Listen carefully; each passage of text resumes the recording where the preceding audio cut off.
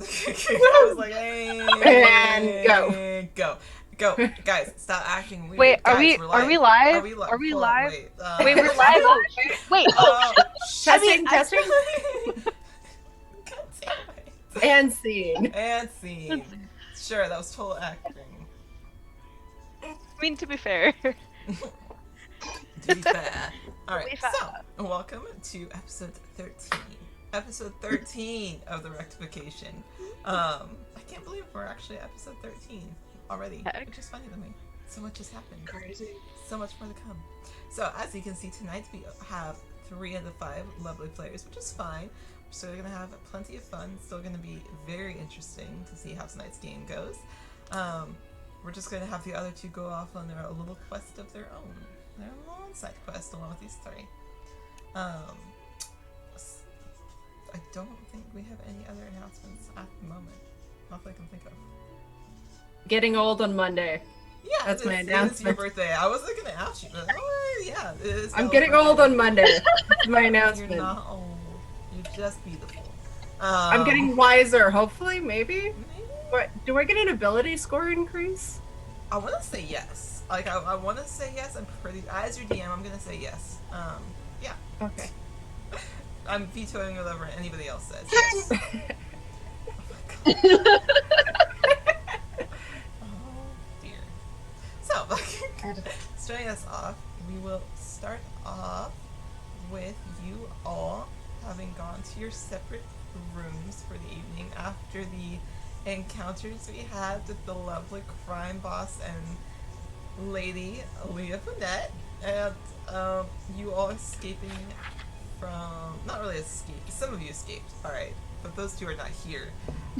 Those 2 literally went out their window, so Talus and Coraline literally went out a back window at the mansion and snuck out with little help from a mysterious stranger, but all they saw was coattails disappearing around the corner. With the window wide open at the back, open a hole for them with a rope tied off, ready for them to go down, which seemed very sturdy and just like it was waiting for them. How bizarre. How bizarre. How bizarre. But they dropped down into the very manicured and beautiful garden of Aaliyah Vanette's residence. The other 3 of you walked out the front door like nothing was wrong, because in your eyes, nothing was. And it wasn't Like until- civilized people. Yeah, you're like, weird. Yeah, it's fine. Okay, the other 2 girls escaped. The other 2 escaped. Weird. Only to have Aaliyah Vanette show up in your in-room, having dimension doored in with Zariel, her captain of the guard tiefling, who Talus has had a little bit of a fling with. No Talus. Oh, Talus, who had a little bit of a flirty moment where she tried giving the sword back to Zariel right before they were going to leave, and Zariel said she didn't even notice the sword, keep it. A little flirty gesture, you know. In D&D, we give people swords to flirt, and in real life, you should do that anyways. This has been, flirting advice with Ivy. Just give them a sword. 100% agree with that advice. Give Swords them a sword, equal. give them a dagger, give them some dice. My engagement ring doesn't come with a dagger or a sword. I'm gonna say no. Yeah, right? Right. That's exactly Mood. Very mood. Very mood. But eventually, Standard. Aaliyah had kind of asked the party, who do you think runs crime in this country? Being met with kind of an awkward silence, not wanting to answer her, only to be answered with an answer from her, as was just, it's me. Party kind of now owes our lovely crime lord Aaliyah Bonnet a favor, which is Boy. kind of agreed to. Do we get a choice on that? Not really. Not really. It didn't No. really feel like a choice. It felt like a statement. I mean, none of you died. You owe me.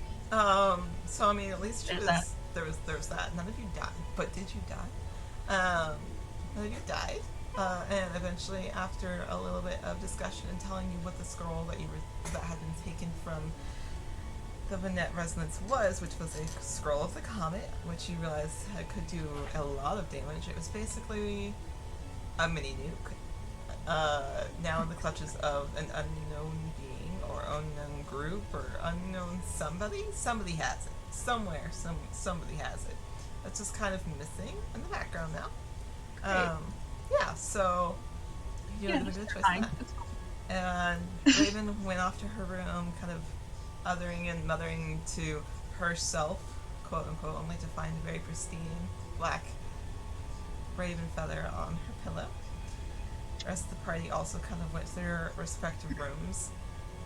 Coraline sent a message to her brother that was in town, and they had a little discussion where he had not yet realized who Little Vanette was, having never met her, as she is the secret sister of Aaliyah that stays out of the public eye, where even he didn't know. Coraline inquired whether, kind of about the attitude and how her father feels at the moment about her sudden absence. And he just responded back, "Father is furious," to which ended their correspondence. Talus snuck away to go basically deliver a message to one of her cohorts in a dark alleyway. Came back and then everybody fell asleep. In the morning, if we're ready to start. In the morning, you all are in your respective rooms, having kind of in your own ways dealt with the events and the information that was given to you the night before, whether that's talking to your patrons, whether that's just mulling it over in your head as often as you need to, whether it's just coming to terms with everything that's going on in the short time that you've been a party. As you start to wake up, sunlight pulls into the windows, kind of dances along the floor, as Raven gets the light rapping upon her door. It's just a gentle knock, knock. Is Cersei awake? Since we're sharing a room. I think it would take a little bit more than a light rapping on the door, but if it's like a medium plus rapping, she would like bolt up ready for whatever. It's a very light rap upon the door. Okay, Raven will try and go to the door as quietly as possible as not to disturb Cersei. Yeah, so you quietly go to the door.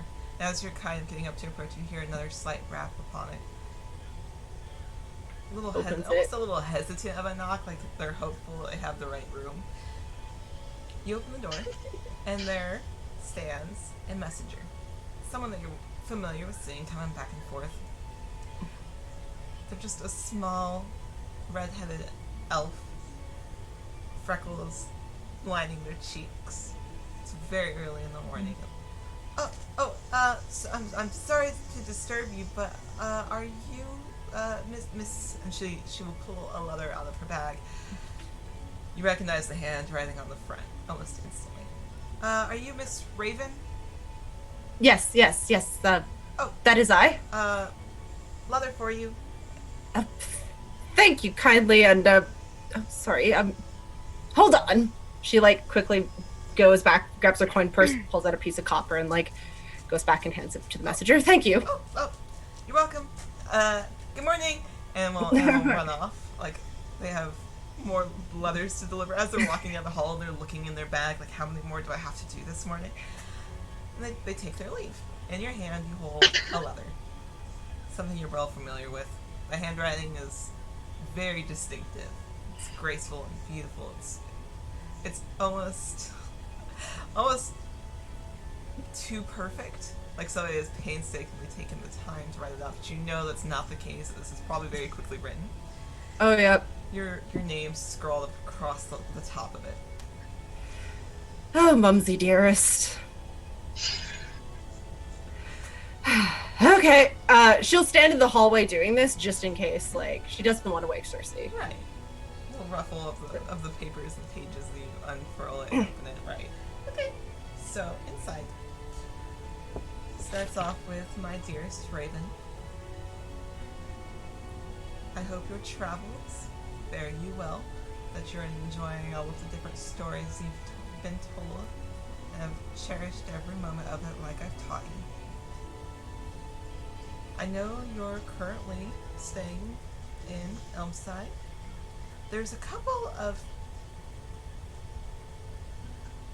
patrons who have taken a couple of books that have yet to return them. If you wouldn't mind gathering those up and returning those, or at least gathering them up and possibly the late fees, I've included a list of 5. And you have a separate piece of paper. As you unfurl it, you have another piece of paper that has a list of 5 different titles of books. You recognize them. You know that these were probably checked out from your mother's library, taken across the land, and just forgotten to be returned, as would frequently happen. But the 5 books that are currently listed are... Oh boy, I'm so excited. Oh, I'm sure. Recipes for Disaster, a cookbook. Hell yes. Surveillance techniques that don't work. Let's go. Daily affirmations for tyrants. Let's go. Yes! Tavern management in rural areas. And beauty is in the eye of the beholder.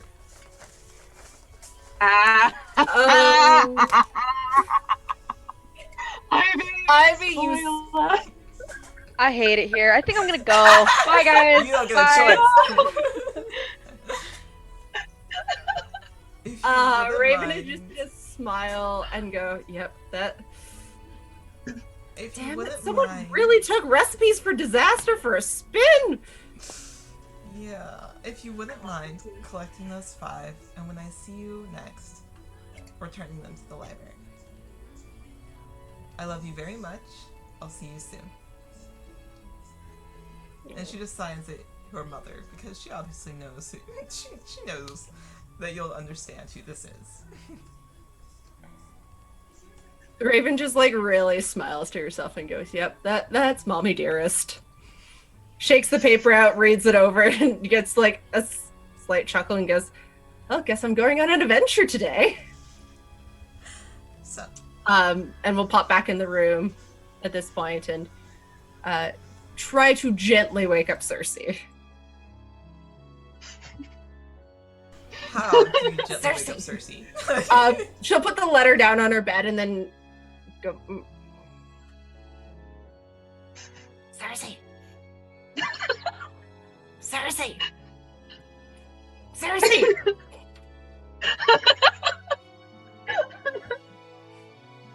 I love that. Like if you like tap her or something, unless you were tapping her, she's gonna do that. She's gonna like. I mentioned she's like laying on her back, which is kind of funny because her hair just keeps flowing, so it just kind of looks like this weird wavy grass. Just like sits about a bit. Hi, what's up? Beautiful, you're awake. Yes. Do you want to go on an adventure today? Sure. I felt like yesterday was pretty crazy. Slightly what less adventure? crazy. Okay. What? I What will tell you kind? over breakfast. I could use some help. Okay. And if Aye. you know, would you mind? Well, I guess we should get coffee for Rad before we wake up. Hi. Coffee first, and then you talk to the wolf. Okay. I'll let you get yourself organized. I'm gonna go collect coffee for Rad. Hi.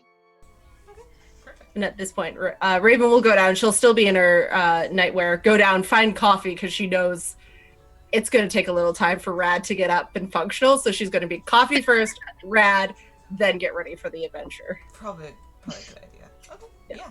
You have not seen Talos or Coraline yet. You're not quite sure where either of those two have gone, but with the behaviors and the strange behaviors that you've dealt with lately, you're not really surprised. You might see the remnants of some coffee, maybe a couple things that they've left, but they are currently not in the building. I'll talk with them later. Process first. Coffee, Rad. And it goes down to find like the biggest mug she can because she knows Rad is. She wants a tankard of coffee, is what she's looking for. Oh yeah, you easily find a large tankard of. You're like, this one. And you basically are able to dump the entire pot just into it. I forgot. Does Rad? Okay, Raven not remembering. She will add a little bit of sugar and a little bit of milk to it 'cause she can't remember how Rad takes his coffee. Just a little bit of sweet, just a little bit. Just a little bit, and then go, let's try this, and then goes up to like Rad's room. Knock, knock, I knock. Go away! Gonna set the tankard down on the floor. I know outside. it's too early for you to be knocking on my door. A giant tankard coffee hallway. I will chat with you in 20 minutes. But 20 minutes is not enough time. 25. And then like wander back.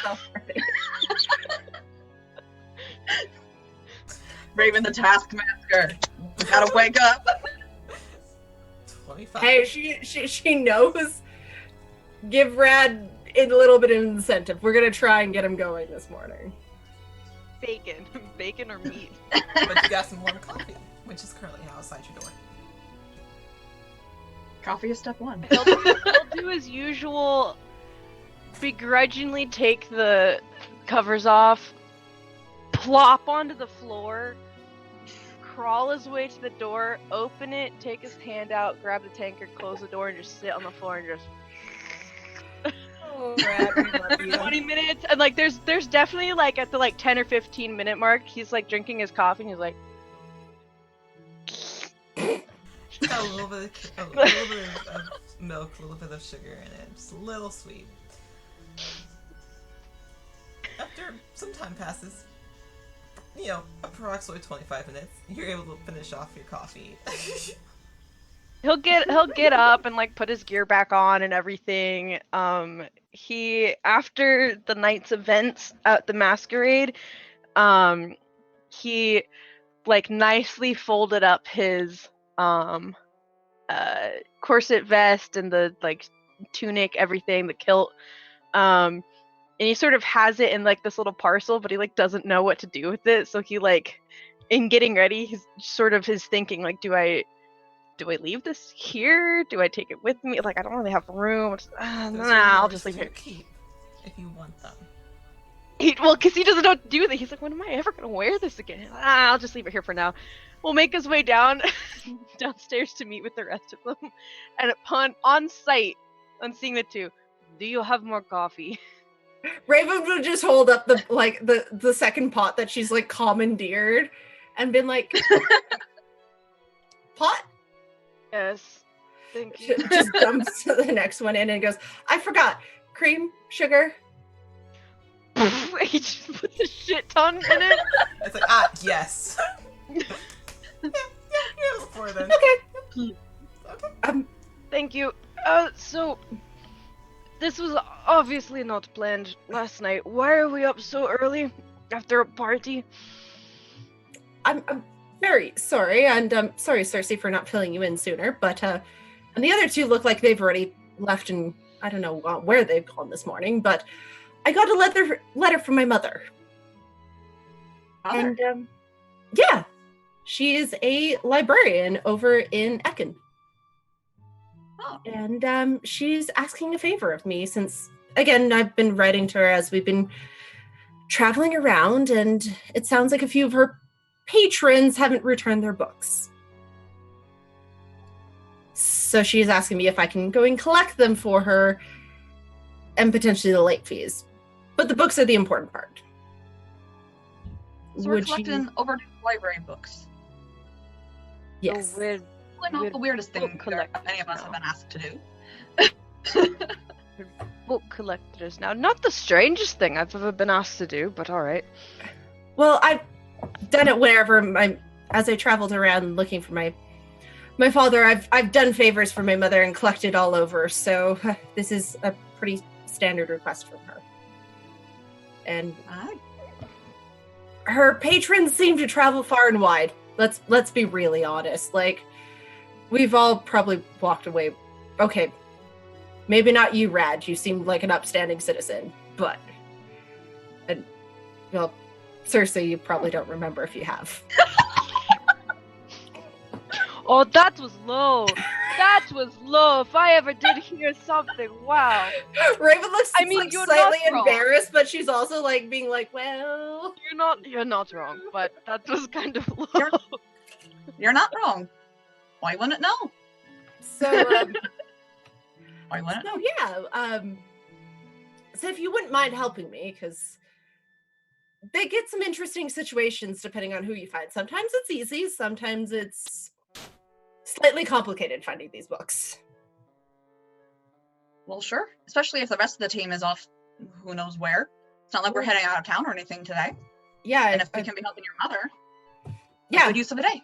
it shouldn't hopefully take us too long. And though if eventually at some point she like points to her own bag and being like, I think I might need to find something that I can actually haul these books around in, because I'm beginning to get a mini library. Aye. That's quite a few books. Okay, so how many books do we need to locate? And do you know where to start finding them? Was that written in a note anywhere? Well, I have 5 books, and there's 5 names attached to them. So usually the best place is, well, we're sitting in a tavern. You go talk to the tavern, you talk to any of the local businesses, and see if you can track down the people. Nice, sounds like a plan. I've never been a collector before. This is exciting. Well, I would prepare your best persuasive arguments, and as bad as this sounds, make sure that you have your weapons on hand. I've met with an angered crocodile once or twice. Brad just like pops all of his knuckles. I was like, I don't think that will be a problem. Crocodile? Well, there was this guy, and he had like a pet crocodile, and he decided to just chuck the book out his door that landed in front of his pet crocodile. Do you know that crocodiles have much weaker opening muscles than they do chomping muscles? So really all you needed to do was just poke the mouth down and it wouldn't have done anything. I think I read somewhere that a crab could pinch a mouth of a crocodile shut and it wouldn't be able to do anything. Oh. Somewhere. I really wish I knew that, because yeah, I almost lost a finger or two during that one. Well, if we run across any crocodiles today, then we won't have a problem. We're all good, so okay. But yeah, breakfast first, like no rush, and once we're ready, Red, you've had enough coffee, good functional, then we can start asking around, seeing if we can find these people. Sounds good. Beautiful. Sounds like fun. Yeah, and you guys are able to eat your normal breakfast, have a lot of much needed coffee. And eventually you are able to leave the tavern. Or the inn, whichever. It's kind of doubles as both, but you're currently staying in the Blue Lantern. It's a little bit of both. Raven would like to talk to the tavern owner to find out if she can ask about any of the names before you leave. Yeah, absolutely. So, you go. The tavern owner kind of in and out of the kitchen as you are enjoying your breakfast, and your coffee this morning is kind of in and out, so you're able to stop her pretty easily and kind of wave her over, and she'll walk over. Oh, yes, can I get you something else? Kind of gesturing to the coffee. Oh, no, I think he's good for right now. Thank you for the second pot. She'll hold out the list with the names on it and be like, I have a list of people I'm looking for. Do you know any of them? Oh, well, let me take a look here. And she'll take out a pair of small golden spectacles and kind of put them across the bridge of her nose and fix them. Look over. Let's see here. She kind of chuckles a little bit. Oh, well, I recognize one of these names. Let's see. And you look at the one that she's I recognize this one, and she points to one.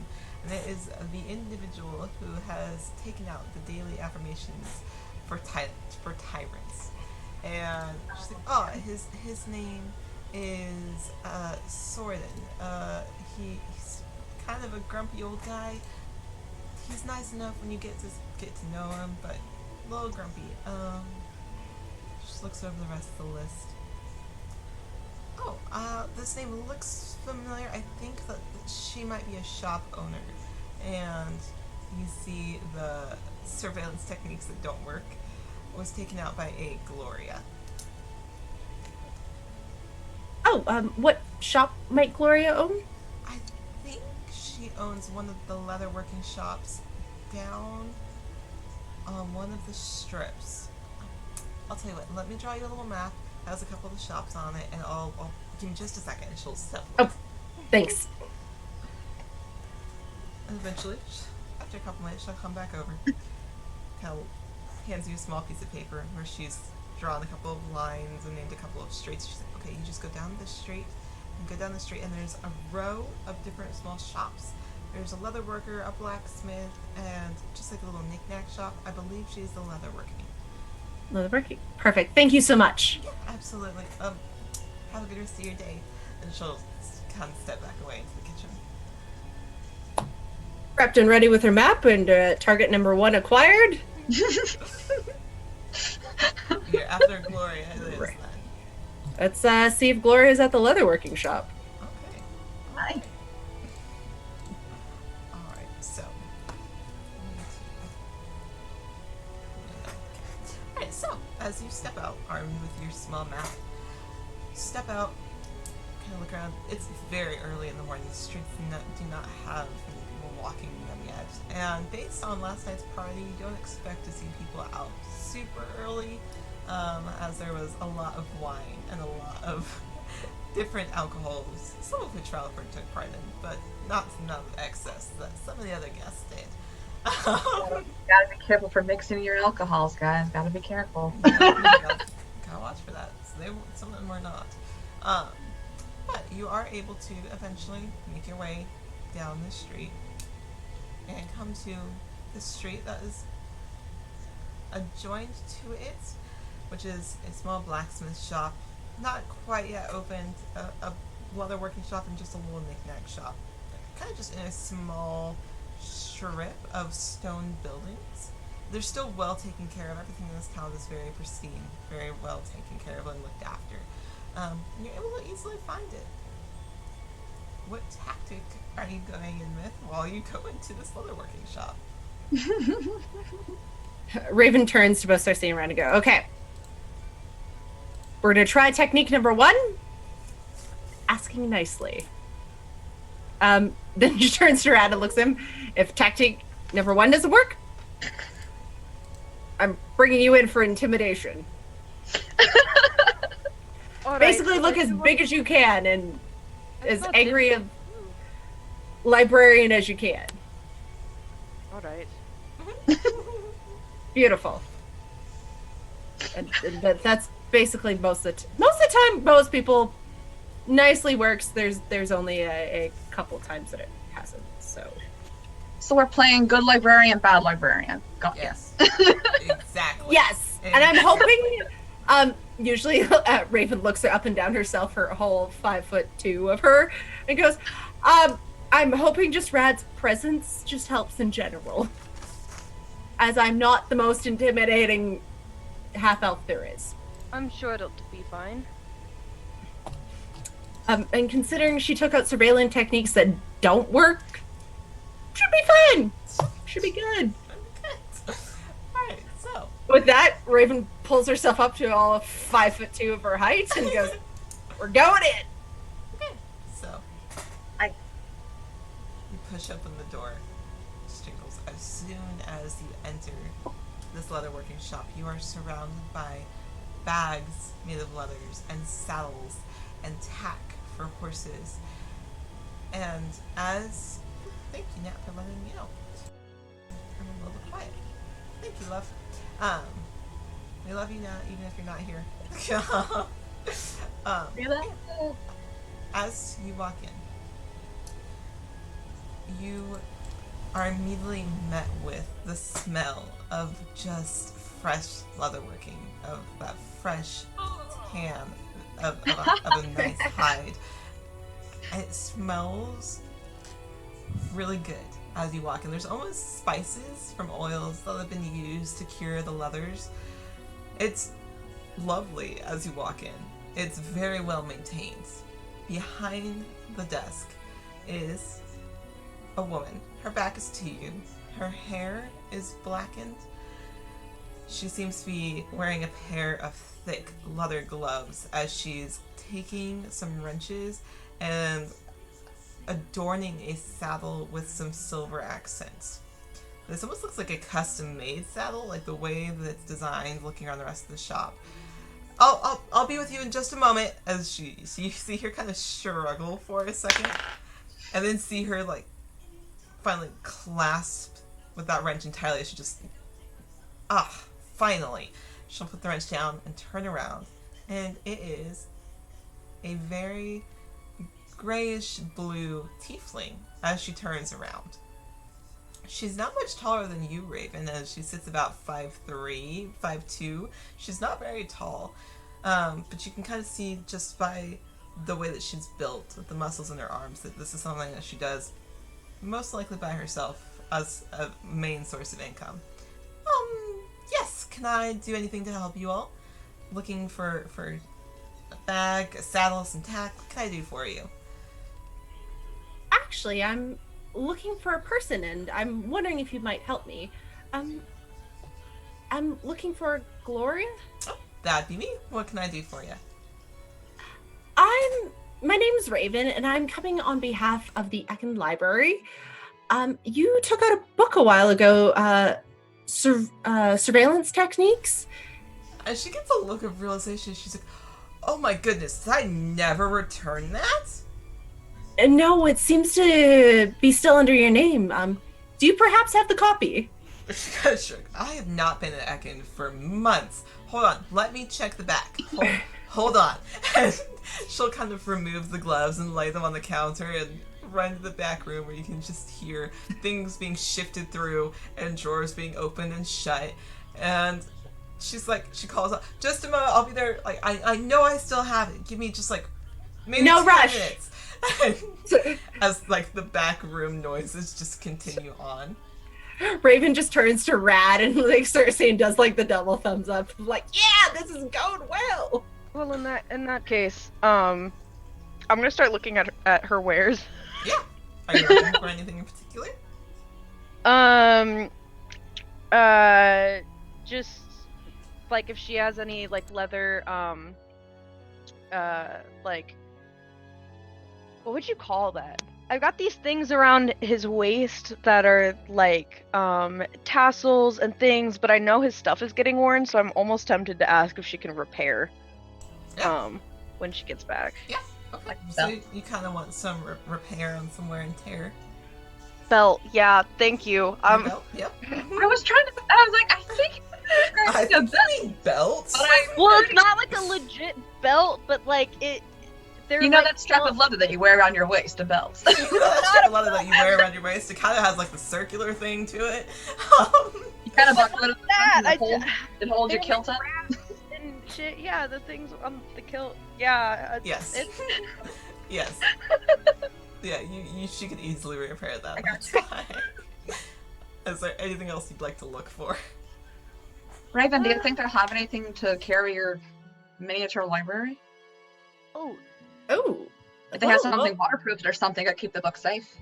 That is true. So Raven doesn't quite like start searching because again she'll kind of stand by the front desk, but she'll start like looking around and kind of like sizing up because she's left most of the books like back in the, but kind of like sizing up with like her current bag size and being like, okay, is there something a little bit bigger around here somewhere? Going to ship the books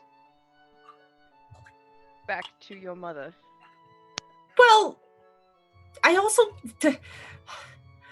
Well, I got given another book last night, too, at the party.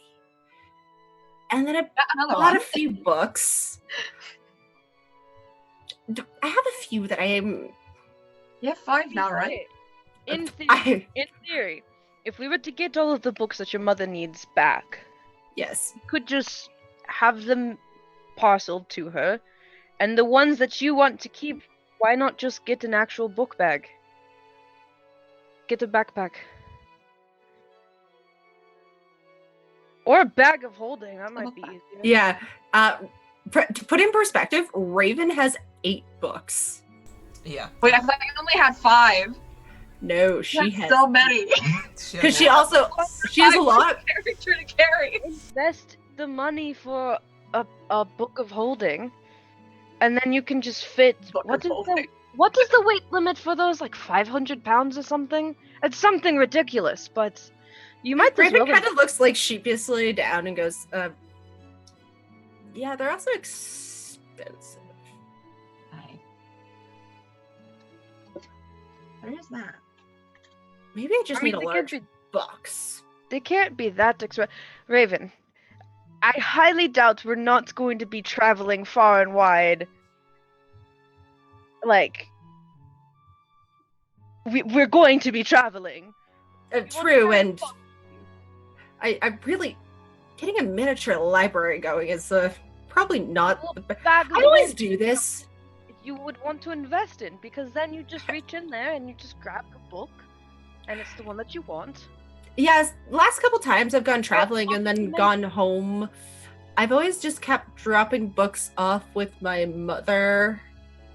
There's a section in the Ekund library that you've specifically built by just bringing books home from your travels. Yep. There's a miniature wing in the library that's basically just books that you've brought. Great. Yeah. That pun was not intended, but there we go. It was a good pun, though.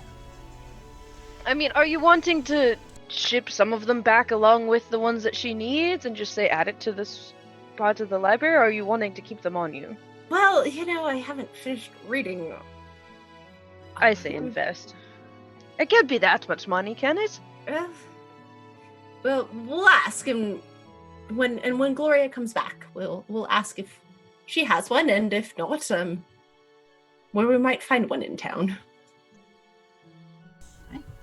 So yeah, and after you're done having this conversation, you're looking around at a couple of her things, and she does. She has a lot of beautiful leather working, very detailed. She comes back, book in hand, and you see that it is a grayish book with just some very simple silver, inlaid to it on the outside. I am so sorry. I have no idea how this managed to stay with me this long, but here you go. Please tell the librarian that I apologize. No worries. I know it, getting lost in the bottom of your bag, and life goes on. We just want the book back. That's the biggest thing. Yeah. Is there anything else I can do for you while you're here? I don't. Did you come all the way just for this? Rad, you had a question first? Sure.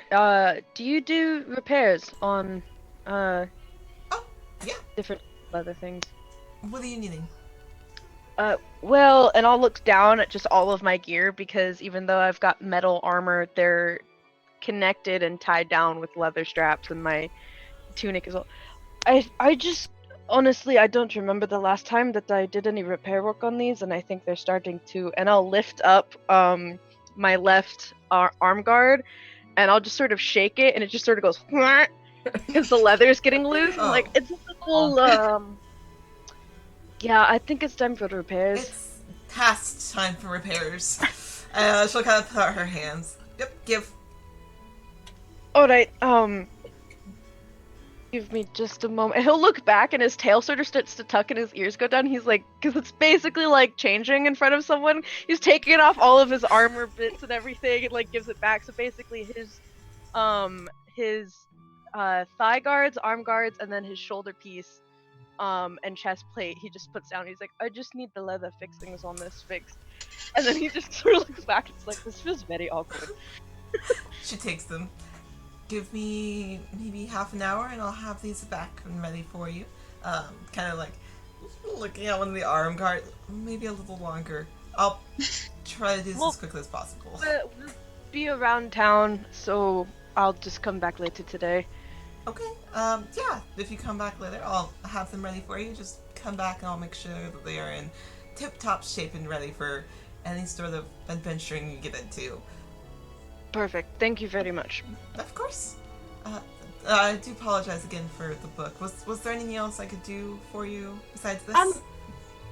One more question. You don't happen to have bags of holding, do you? Bags of holding. I don't normally carry them in this location. I know that there's a couple of wizards who run a magic shop that bought a couple of bags specifically to enchant into bags of holding. If that'd be something you're interested in.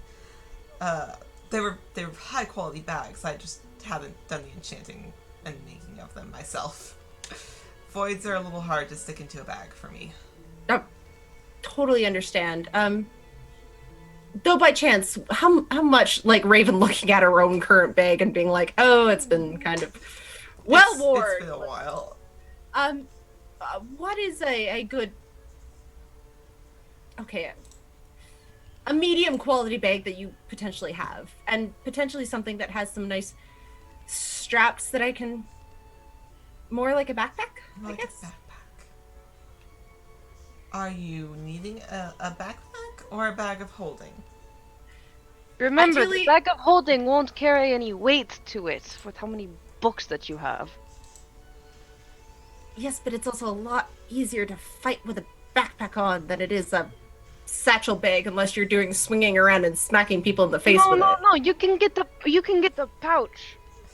I'll With tell the you what. void. She kind of like interrupts the conversation. I'll tell you what. How about I find out from some of those wizards down who run the shop if they have anything similar. When you come back to pick up this one's armor, I'll see what I can do and have ready for you. Perfect. Thank you so much. Of course. Yeah, we can discuss the price or any services or anything when you come back. Definitely. Perfect. Yep. And she picks up all of the pieces of armor and starts heading to the back. I'll see you in a bit. I'll take good care of them. Should we have asked her if she knew any of the names on the list? Oh. Well, we know there's a sword in town, and usually if you just kind of poke your nose in a few taverns and or other shops and ask. He also Sure. is the one who picked out the daily affirmations for tyrants. So, Oh. Well, we were told he was a grumpy old man. he Like, is a grumpy old man. Yes. I'm sure we can like poke our noses around, and I don't want to be too much trouble. No, she had her arms literally full. So How does Rad look right now then? I was about to ask the same thing. Naked. He feels very. He's basically just in his like tunic kilt, and his feet covers, and his little like hand, like there's like fabric that he puts underneath the leather on his arm. So it's basically just he's got like little fabric cuffs, and then his kilt, and then like that's it. Oh, actually, because I took the breastplate off, you would see this for the first time. Around his neck, there is a small metal vial that is around his neck that you would have never seen because he wears the breastplate. And then his little cufflets. He's still got his monocle on his ear. But yeah, he feels like really exposed right now. What color is the vial then? Steel plated. Okay.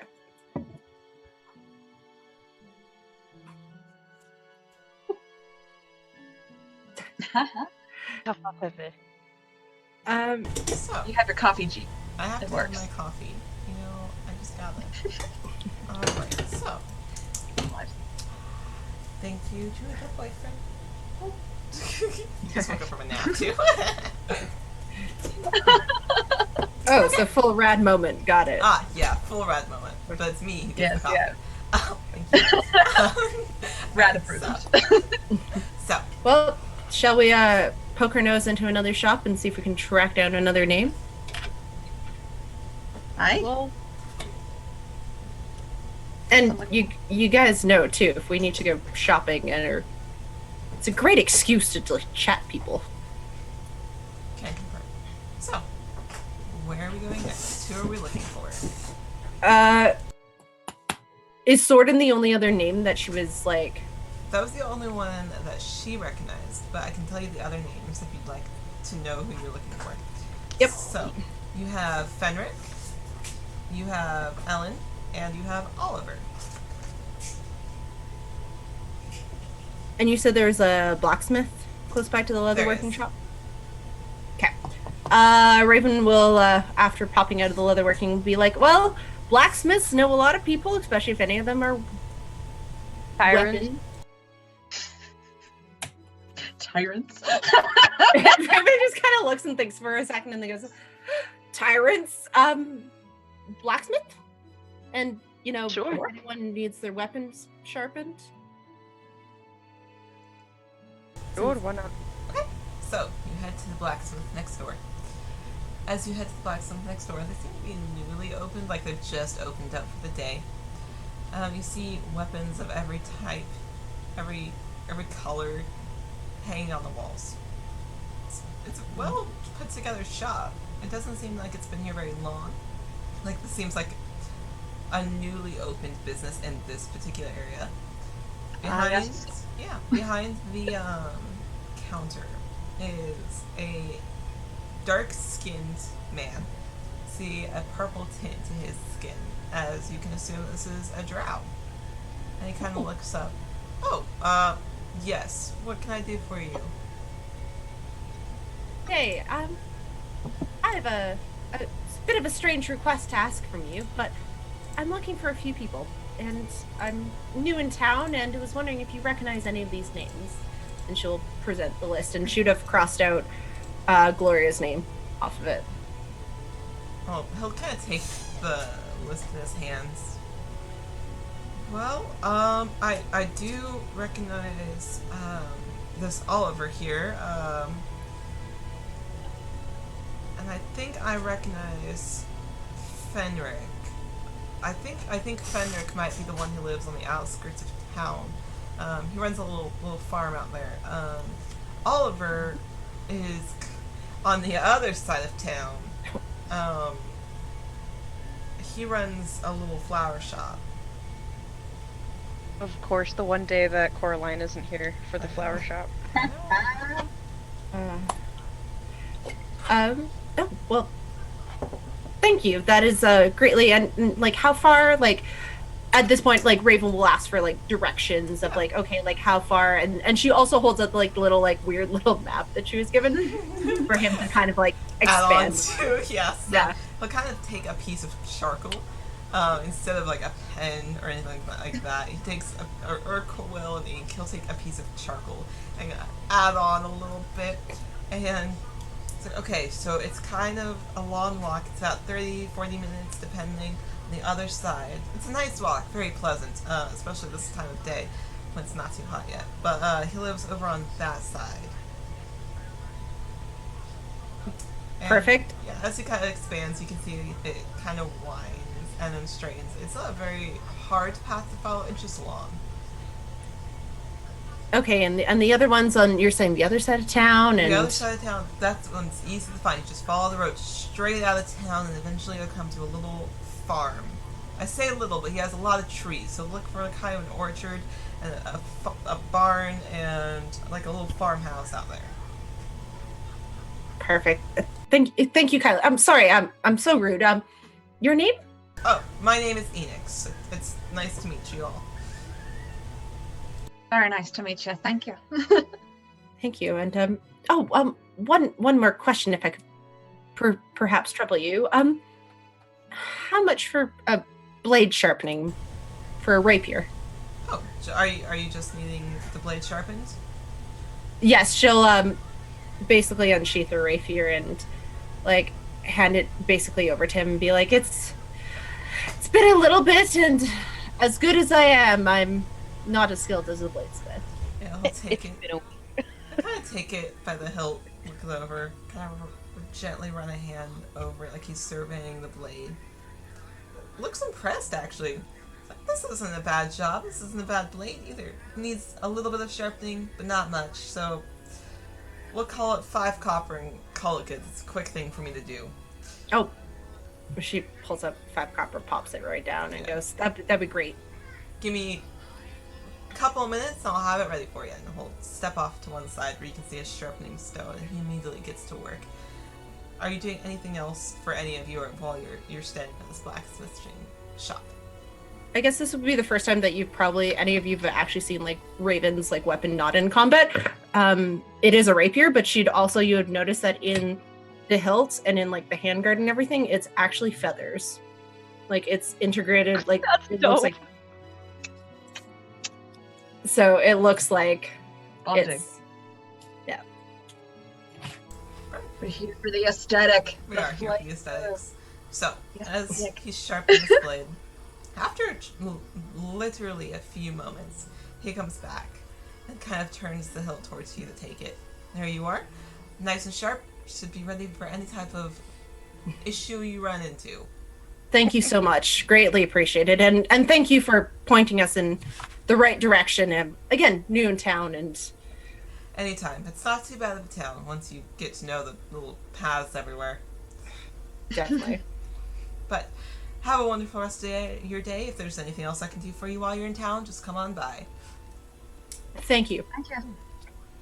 And with that, you are able to exit after Enix, our lovely drow blacksmith, hands you your rapier back.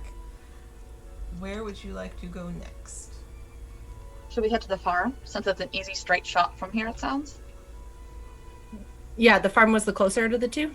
It was the closest, it was the easiest to get to, since the other one was kind of, so you are headed out towards the farm? Yeah, that sounds good. And So, you all start, What was the tyrant's name? the one who had the Sordid. daily affirmations for Tyrant Sorin. Yeah. Yeah. I love that book. It sounds so great. I want to know what some of these affirmations are. So, as you, That's what chat's for. Chat can just put in of like what daily affirmations tyrants would have. That would be I hilarious. wonder what our chat would come up with for daily affirmations for tyrants. Tyrants. We can put that towards our chat and see if they come up with anything fun. That's So, hilarious. as you head out of town, you start walking. It's a beautiful day, absolutely stunning, and it's still early enough in the morning where it's not too hot. There's a nice gentle breeze. After 15 minutes, 20 minutes or so of walking, you start to come across the edge of a white fence. Beyond the fence, as you're walking, is a beautiful orchard filled with peaches and apples and all kinds of different trees as you start walking. So you're looking, they're not quite in season, and yet they still seem to flourish and grow, and there's different fruits hanging from all of the different trees. It's picturesque as you're walking through it. It smells of earth and soil, and just a gentle smell of the fruits that you're walking past. Eventually, you see a red and white barn in the distance, and a smaller house next to the barn. The house doesn't look like it's as well as taken care of as the barn, since most of the time is spent elsewhere, but for what it's worth, it's still a pretty decent home. Are you immediately headed straight to the door, or as you're walking, what would you like to do? Are there any blossoms on the tree? There's a couple other new blossoms. There's a couple that seem a little further into like bearing fruit. There's almost trees at every single stage. Like you've walked into almost watching a cycle of trees themselves. One of the blossoms that are more open and fragrant, I'm gonna take one of the blossoms, and then I'm gonna like press the flowers like I did with the irises. It's one of the pages of my journal. Cute. Collecting, are you? Just little mementos. Should have brought Coraline. Too bad she left. She'd have loved it here. No, in Coraline, she might have made all the trees grow anyways. That's actually very true. She probably would have. All of a sudden, they just have like orange like roses around. Yeah, trees only is roses. So as you No continue trees, on- only roses. no trees, only rose. Only She turns one of the trees into a orange or into a rose tree. Oh, we gotta hydrate. right. It's like Thank you, Good Celeste. that'd be great. I love Coraline's druidcraft. Oh, So, so signature. as you continue on, So handy. smelling these lovely blossoms in this very fruitful orchard, You start approaching kind of up to the actual house itself. You don't see anybody out and about yet. It seems pretty quiet. What would you like to do? At this point, Raven is going to go towards the barn first, because again, even in the mornings, like, she's expecting people to be already working. Okay. So That's you a head good towards the barn. Are you... there's a large, like, door where you would assume, like, you could get farm equipment out of, or anything like that, and a smaller door next to the actual, like, large gate that's in this barn. What door do you go towards? She'll go towards the smaller one. Are either of them open, though? They're not. Okay. Raven will just kind of do a walk by just to hear if she, like, hears sounds, but if she doesn't hear anything, then she'll just, like, continue by. Because she's basically just kind of looking at, like, oh, are they, like, out and about ready, or should I go to the house? So roll me a perception check. Perception. Oh, well, that's a good start. We nat 20 that one. Oh, look at you. Okay. Alright, so you're She looking around. sees all. I see. She is paying attention this I morning. would say, this is Raven's element. She's looking for books. On the hunt. She will sniff them out. Alright, cool. So as you're approaching, looking around, I want Cersei and Ralford to also roll perception checks. On, guys. You got this. That would be a 21. Ooh, 20. Dirty 20. Okay. So, damn, look at all of you guys go. Jesus Christ. We're a perceptive You're bunch. very... We are it's like, aware. oh, it's got to do with books and knowledge? I guess we're paying attention. Alright, so... Raven, you know this is first, because you're kind of up front, you're leading this charge. This is literally what you've grown up doing, is looking for these books and adventuring, helping your mom with this. You notice it first. As you are approaching, you're kind of listening in to see if there's anybody in this barn. You do hear the sound of something in the barn moving around. Cersei, you also like hear the sounds of something moving, like pacing back and forth almost, is the sound that you're hearing. Rutherford, you don't hear it. You smell it. You smell the scent of an animal that you don't think you've ever smelled before. There's something just a little off about it. That's strange. Well, it sounds like someone's in the barn. What book did Fenric have again? Fenric has the recipes for disaster cookbook. Ah, yes. Well, you know, he I've read that cookbook, and there is one or two that deals with fruit. So I'm not surprised, but But I've never smelled someone like this before. what do you mean smelled like this? Well, some people have certain smells, some, different scents, but I've never come across something like this before. And it's not just normal farm scents like cows or... No. No, I mean the person that's behind. Rutherford, you've smelled like horses, you've smelled cows, you've smelled like farm life before. Not only just in your travels, but on the daily of seeing them like in the streets, people riding horses, you yourself being on horseback. This doesn't smell like any of that. Does it smell like natural, unnatural? It smells like a natural scent, you're just not sure of what. Oh, I mean, Dishes. That's well, we might as well find out. We've got to get this book from this person anyways, but I'm a little on edge just because I'm not sure. Do I knock on the barn, or should we go to the house then? Maybe knock on the barn? Well, I guess be ready. I mean, I would knock and sit, say hello or something. Okay. Well, last thing we want is Not another that false fireball to the online. face. Like this. So, maybe don't stand directly behind me. I'll do the, cop military thing where someone's knocking and I'm, on the door. like next to them. Yeah, Raven's gonna fully remember of basically being like, okay, last time we did some random knocking on doors. It didn't turn out well for anyone.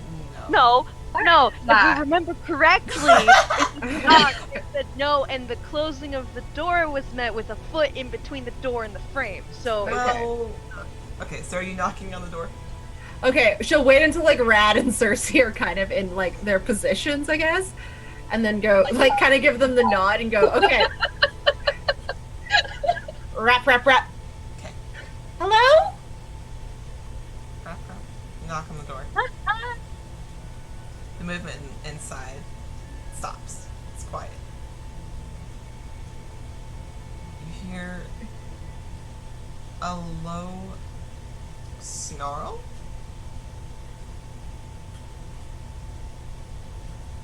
It doesn't quite sound hostile. It just sounds almost confused, like it's not used to hearing knocking on the door. Hello, I'm looking for Fenric.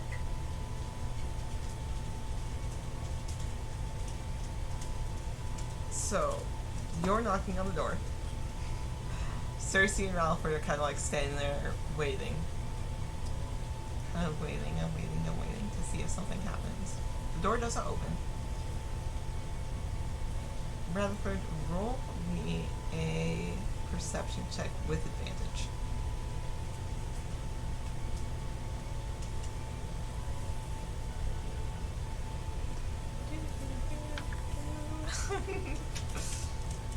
that's not as good as the first one.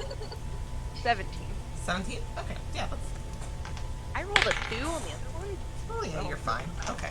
That's still more than I rolled. That's all that matters. Alright, so... Okay. Alright. It wasn't Zerial bad, was it? No, thank God. I think I'd throw these dice. Alright, so... Inside... No, you don't have to. You don't have to do that. Yeah, inside the sound has stopped. You no longer hear the pacing back and forth as you hear Raven call, hello? Knock, knock, hello? Rutherford, your ears twitch just a little bit. And out of the corner of your eye, you see something black dart off into the orchard, almost like hiding itself behind one of the trees. You didn't quite get a glimpse of it. You basically got a glimpse of it. You didn't get a full look, but that same smell seemed to be following it. But the inside of the barn is quiet. Something just ran off. Did you see what? Just a black form into the trees. Hostile or just... Did it look like its name could be Fenric? I didn't get that good of a look, I'm sorry. But, I mean, we can either go after it or try the house, but... Well, I mean, we're not here to be hostile. Yeah, maybe just... I mean, my instinct would be go run after it, honestly, but Maybe just keep an eye out for it, just so we don't get surprised. Right. I'll basically just, like, glue my eyes to the spot that I saw it run off to. Okay, yeah. Are you approaching the house then? Yeah, Raven's gonna, like, not hearing anything and no response from the barn, she'll head over towards the house. If the, like, house is here and the barn's here and where it ran off, I'm just gonna stay, like, in the walk area. Like, within, like, equal distance of, like, the house, the barn, and where I saw that thing run off into the trees. Okay. So, kind of approach the house itself. The house, it's lovely. From a distance, it looked a little more wear and tear than you originally thought, but actually, upon closer inspection, you see it is well taken care of, but once again, not as well taken care of as the barn. As you approach, there's a large porch, not quite a wraparound porch, but it does go around like one corner of the house, almost like a corner. As you approach, Cute. a large, blackened figure with 4 legs is standing on the porch and it rolls its shoulders. Roll me a history check. All of us? All of you. History. Good. I'm not good at history. You're like, oh, good. Sorry. I got a 5. We'll blame your amnesia on this. Come on, Cersei. Come on. Blame it on the I don't know anything. It's just black. It ain't got that's fins. blue. Don't know what it is. Oh my god. It's not a fish. I'm good. 14 for Raven. Doesn't have fins. That's what I know. 14 for Raven. Finn, what did you say? 17. 17. Okay, so Cersei, this is not a creature that you are familiar with, nor do you have any reason to be. This is not something that is commonly seen, especially in this type of area. Raven, you are familiar with it strictly because you've seen it in a book. It's kind of been talked about. Ralph, you're kind of the same. Except your book comes from a book of research from Demore, from the Wizard's Tower. As before you stands a large displacer beast who has rolled its shoulders back. It lets out a low snarl as you approach the house. What do displacers beasts look like again? I'm glad you asked, because I'm going through them straight. I was like, I remember, but what do they look like, and how terrified am I? Well, they are a large creature.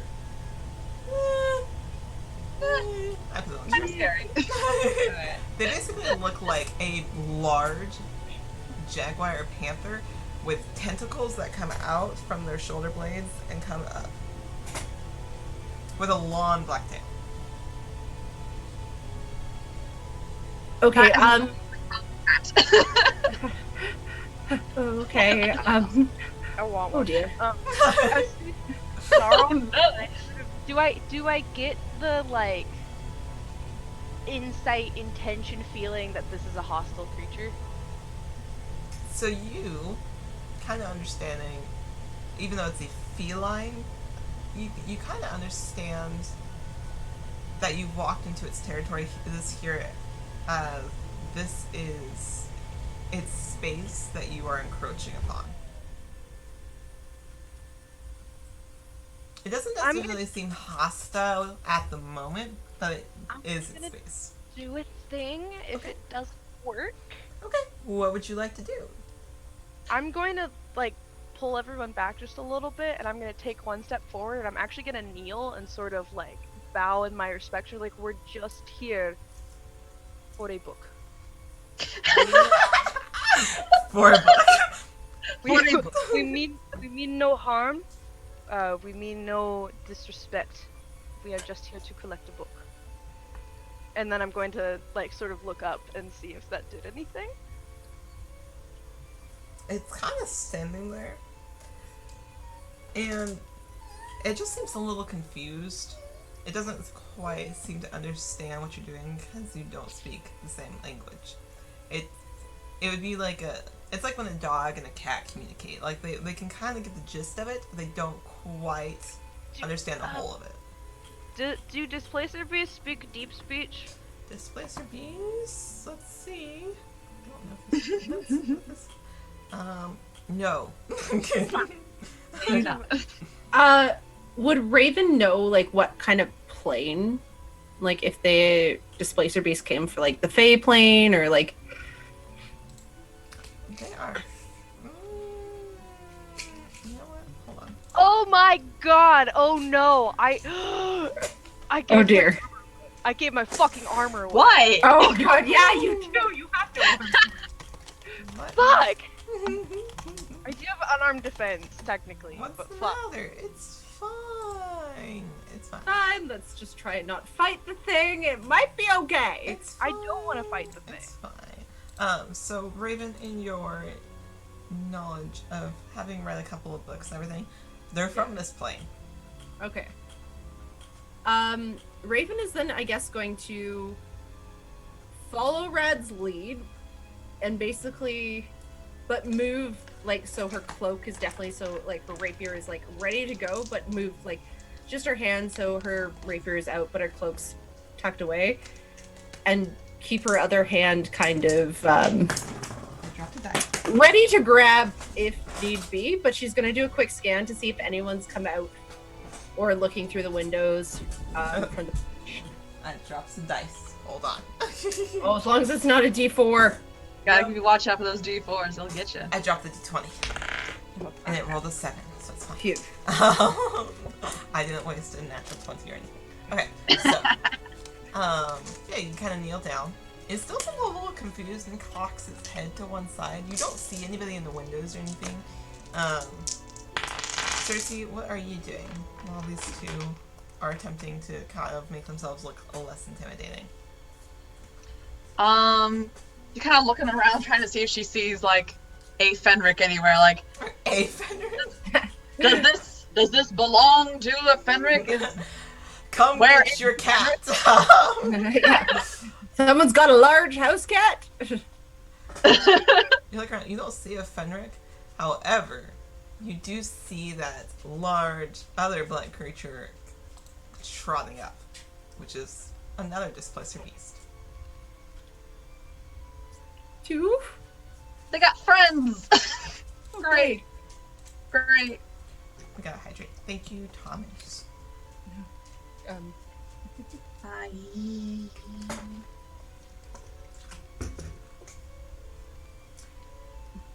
The same, the displacer beast, the displacer beast up on the porch just kind of has cocked its head to the side a little, looking a little quizzical at the three of you. The one that's trotted up has stopped short, about 15 feet from you, and is also kind of standing there with the same expression, very quizzical. You don't see a Fenric. I was gonna this yell point- out just for Fenric. I was like, Yeah, Fenric? Raven's gonna stand up and goes, Fenric? Like, and very much of, like, with a question mark at the end of, like, Fenric? Fenric? Can I toss a jerky at one of them? You gonna toss jerky at one of them? Which one? You're gonna toss jerky. Which one? Okay. The one that's 15 feet from you? Yeah, I'll just be like, look, we're... Here we go. So the one that has newly trotted up then? Yeah. Okay. Yeah, you can toss a little bit of jerky at it. Okay. So yeah, you just toss a little bit of jerky that you've had in your pack, and you toss it over. Kind of kneels down just a little bit, and then cocks its head down and sniffs it. And looks at it gently. And then gently takes it into its mouth and just kind of chews on it slowly, not taking an eye off of the party. Just kind of slowly gnawing on this.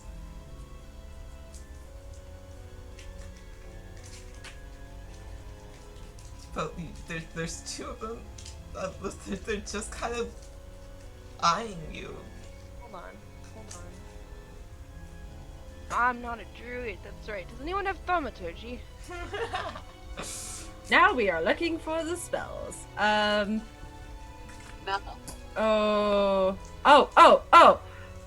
All of a sudden remembering that she's like, ooh, I'm She going can to do try something. Okay. Raven is going to attempt to cast. So you threw the food to the The one that one- walked up. Yeah. So there's one in front of us and there's one, like, to the side, behind us or something.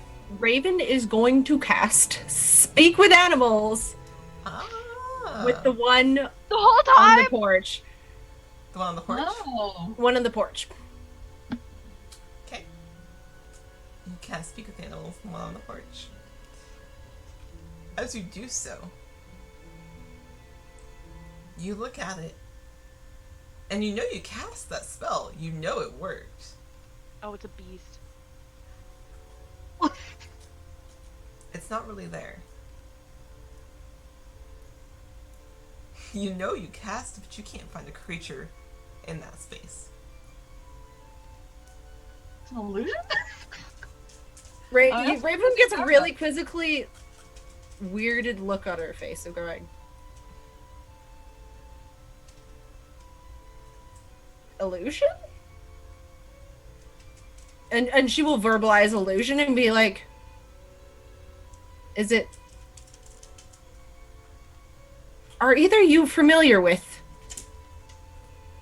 these types of creatures? So, okay, roll me a history check. Let's see what your research and the papers that you've read in Demore have informed you about with Displacement beasts, if anything. That wasn't your main study, so we'll see how much you retain. 17. I rolled a 16. Okay. That's pretty decent. Alright, so Rutherford, as you hear Raven verbalize the illusion, you realize and you remember hearing that Displacement beasts had an ability where they could literally cause a displacement of themselves. And it is in fact an illusion. Neat.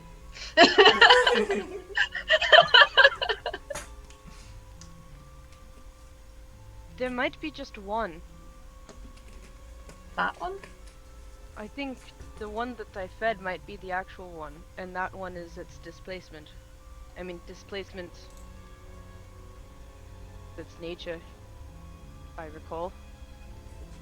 Makes sense with the name, and attempt number 2, and then I guess it would be 2 spell slots then to use up for attempting to cast. Yep.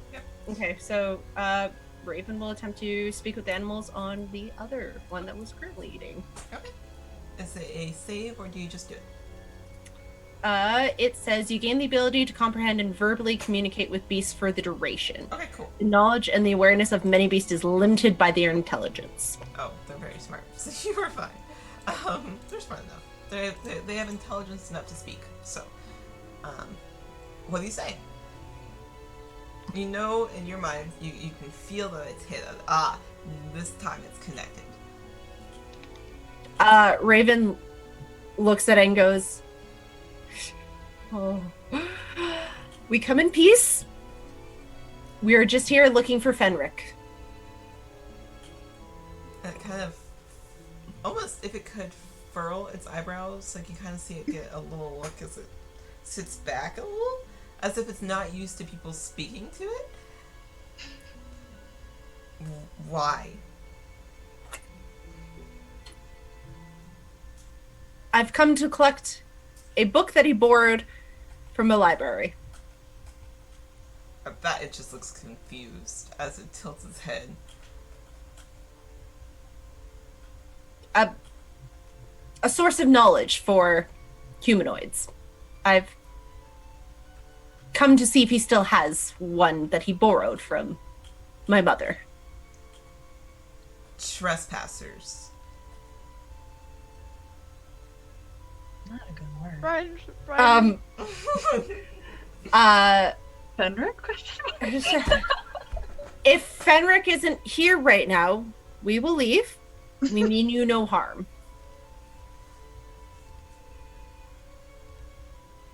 As you're kind of looking around, you don't see any sign of Fenric or anyone else at the moment, so it would be safe to assume he's not here.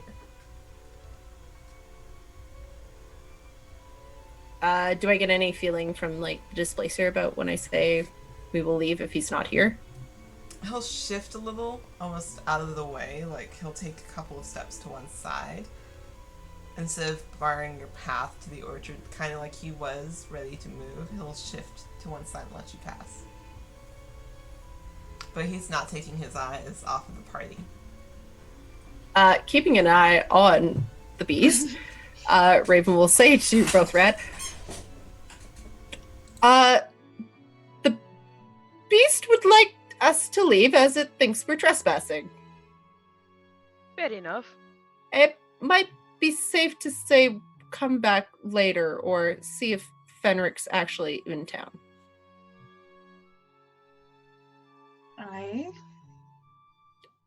As I said, getting books get complicated sometimes. Apparently. Did the beast say if they knew if Fenric was here at all, or if Fenric was a dinner that went weird as its book, or any indication? Like, did he go off to get milk for the kitty, or did he just, like, run for the hills? I think the beast just wants us to leave, which I would, unless we would like to start fighting a displacer beast, I think it might be safe to say it's not worth our trouble for a book. Not yet, at least. When we're all set up and not underprepared. All right. So, if you start walking, Sounds like a plan. he'll let you pass. Yeah. At this point, like, Raven will make sure that, like, hands are away from weapons and, like, make her way back towards, like, the way we came up. You can see the muscles in its shoulders tense, as if it's ready to move at any moment, the instant if you were to do anything wrong, so it doesn't move if you don't. So, you're able to easily leave. That was weird. That needs to be... You didn't see anyone around, did either of you? Oh. Just Yeah. the beast and its double. Yeah, that... Something doesn't feel right, but I don't... It said trespassing, and that doesn't make sense. I don't know. It doesn't look like a thing that really is very much into orchard husbandry, taking care of these trees. They seem well taken care of, so. I don't remember Displacer Beast on behind cows or horses or chickens that you normally keep on a farm. Maybe we could ask. Yeah, let's see if we can maybe track down Oliver, Sordin, or someone else, and check in town and ask and see if. Can I, while we're on the farm or by the barn or whatever, do I pick up the scent of said other person?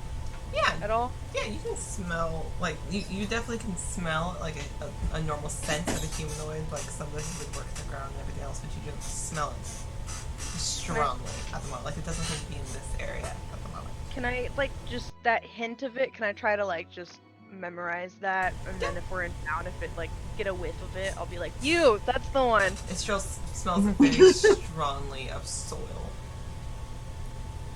So, yeah, you can absolutely try to memorize that scent. That's just fine. Twilight Princess for sense keeping. So, you've now almost faced off with the Displacer Beast. Where are you headed next? Who are you looking for? Since Frederick did not seem to be home. Well, and Oliver's flower shop is on the other side of town. Correct. I guess, like, popping into, because there was a oh, now I'm trying to remember the shop that was also here. You had a flower shop? There was the flower shop that was on the other side, or there was a little knick-knack shop. Maybe let's try the knick-knack shop to see if, like, they know where Ellen is, or they know where Fenric is. When was last time he was seen? Perhaps. Yeah. Might be a good time indicator. Yeah, that might be a good idea, because yeah, I don't feel like fighting, especially she looks over at Rad and goes, yeah, without you in armor. Armor's a good thing with beasts with claws. Well, I mean, it's only a little bit of armor, so it only helps a little bit more, but... I've been scratched by enough cats, and you've seen core lines, like... I say that because my breastplate literally just adds 1 to my AC, that's it. We've all That been one attacked is sometimes by all you need. Yeah. Yeah, so Raven's going to suggest going to the knick-knack shop just to see if they have information about Ellen, who we haven't found yet, Fenric, and then we can, because if we're going to walk all the way over town, like... Question, since, again, I do... Yeah, I guess as I don't... Nope, I've used up the spell slots. Okay. Yep. To the knick-knack shop. To the knick-knack shop. Okay. So, you head to the knick-knack shop. Hold on. Welcome to our tour of the town. Yeah, a little bit. Well, I wanted you to be able to look around a little bit, instead of running for the hills because Aaliyah is in town. Oh, yeah. Yeah, like I'm chalking it up gotta to sight. we don't want to look too scared running. Yeah. We don't want to let her know that she's worried us. Yeah, Raven's like thinking, and she's like, okay, I have some things that I want to talk to Talus about. Okay, so, alright. You head to the knick-knack shop, which is just labeled Milo's Curiosities. Milo's Curiosities. Yep. Excellent. So, you walk in to Milo's Curiosities along this little 3-building strip. It's a quaint shop. It's got knickknacks, touristy items, the most random of items you could possibly ask for. Behind the counter is a human with the biggest, brownest eyes that you've seen. He's got brown locks just tousled in curls, and he's wearing a brown apron on top of a white shirt with brown pants. And he looks excited as the three of you enter the shop. Oh, Baby. well, hi. What can I do for the three of you? Baby. Cersei! Baby. It's baby. Cersei, are you okay?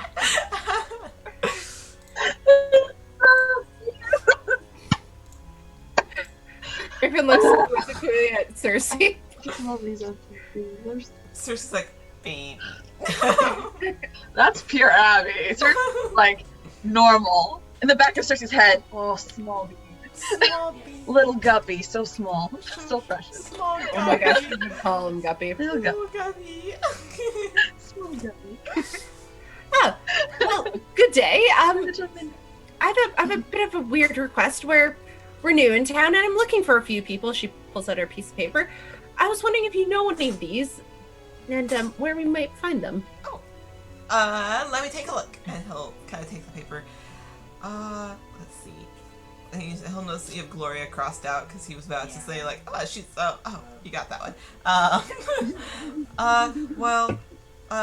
Fenric lives out at the barn, outside of town, and Soren, I haven't seen Soren lately. I'll kind of think about it. Let me come back to that one. And Ellen actually, she works at one of the temples in town, and then Oliver runs the flower shop. Oh, perfect. Which temple would Ellen be at? Well, there's like a general like worshiping space off in one of the parts of town. It's just got statues of different deities and offerings, and it's just a general like community where you can come and worship your god or person in peace. She works there. She's a retired cleric. She's really nice. She's an older woman. She's got a lot of wrinkles, but very pretty blonde hair. Is how you can find her. For run the curiosity shop, he seems to know like a lot about everybody. Oh, okay, yeah, like, and Oliver's like far side of town, He's really nice. He runs a flower shop. He's really nice to me. He comes in here every now and again and brings me, baked goods. He's really sweet. You'll like him a lot. And one more question. We were just out to Fenric's farm, and he didn't seem to be home. Is he normally? Could he potentially be out and about? And if so, where we might find him? He might actually be in the marketplace. Sometimes he brings some of his fruits and stuff from the orchard into town to sell. So he might be over there. When was the last time anyone's seen him? I saw him like 3 days ago. Oh, so Hi. been a few days then. Yeah, it's been a Okay. few days, but he kind of keeps to himself out on the farm. He's pretty busy most of the time. Oh, I don't want to be nosy, but like, does he have like a guard dog or something? There seemed to be like a. Does he normally have watches on his property? Beast watches to protect his house? Yeah, I know he has a really large horse. I've never been out there. Oh, okay. He has a really big horse. Really big horse. Oh, okay. Yeah. We must have missed that one. Oh, and the Raven will now at this point, now that she's kind of like crossed off her list, actually take a look around and be like, oh, what's actually in this? Yeah, I want to know. He has like the most random assortment. He has a shelf that's just full of different kinds of potion vials. Like they're empty, but they're used like as supplies. He has one that's like specifically for fishing. He has another that's just random herbs for potions. It's almost like a random like knick-knack supply craft store. Like there's just a weird assortment. He has like glasses that are just like little spectacles on one table. He has a couple of blank parchments on another. Just a weird assortment. At the counter that he's currently at, he has a whole bunch of different types of taffies. Like they're lined in little boxes. That say like a copper a piece. Like just different flavors. Actually, I take that back. I look at the taffy, and I look at Raven, and I look at the taffy, and then I look at Raven. And I look She starts doing the same thing. Are they flavored like labeled, or are they just colored? No, they're flavored. They're labeled by flavor. So you have a blue raspberry, you have a green apple, you have a pineapple, you have an orange, and then you have a peppermint.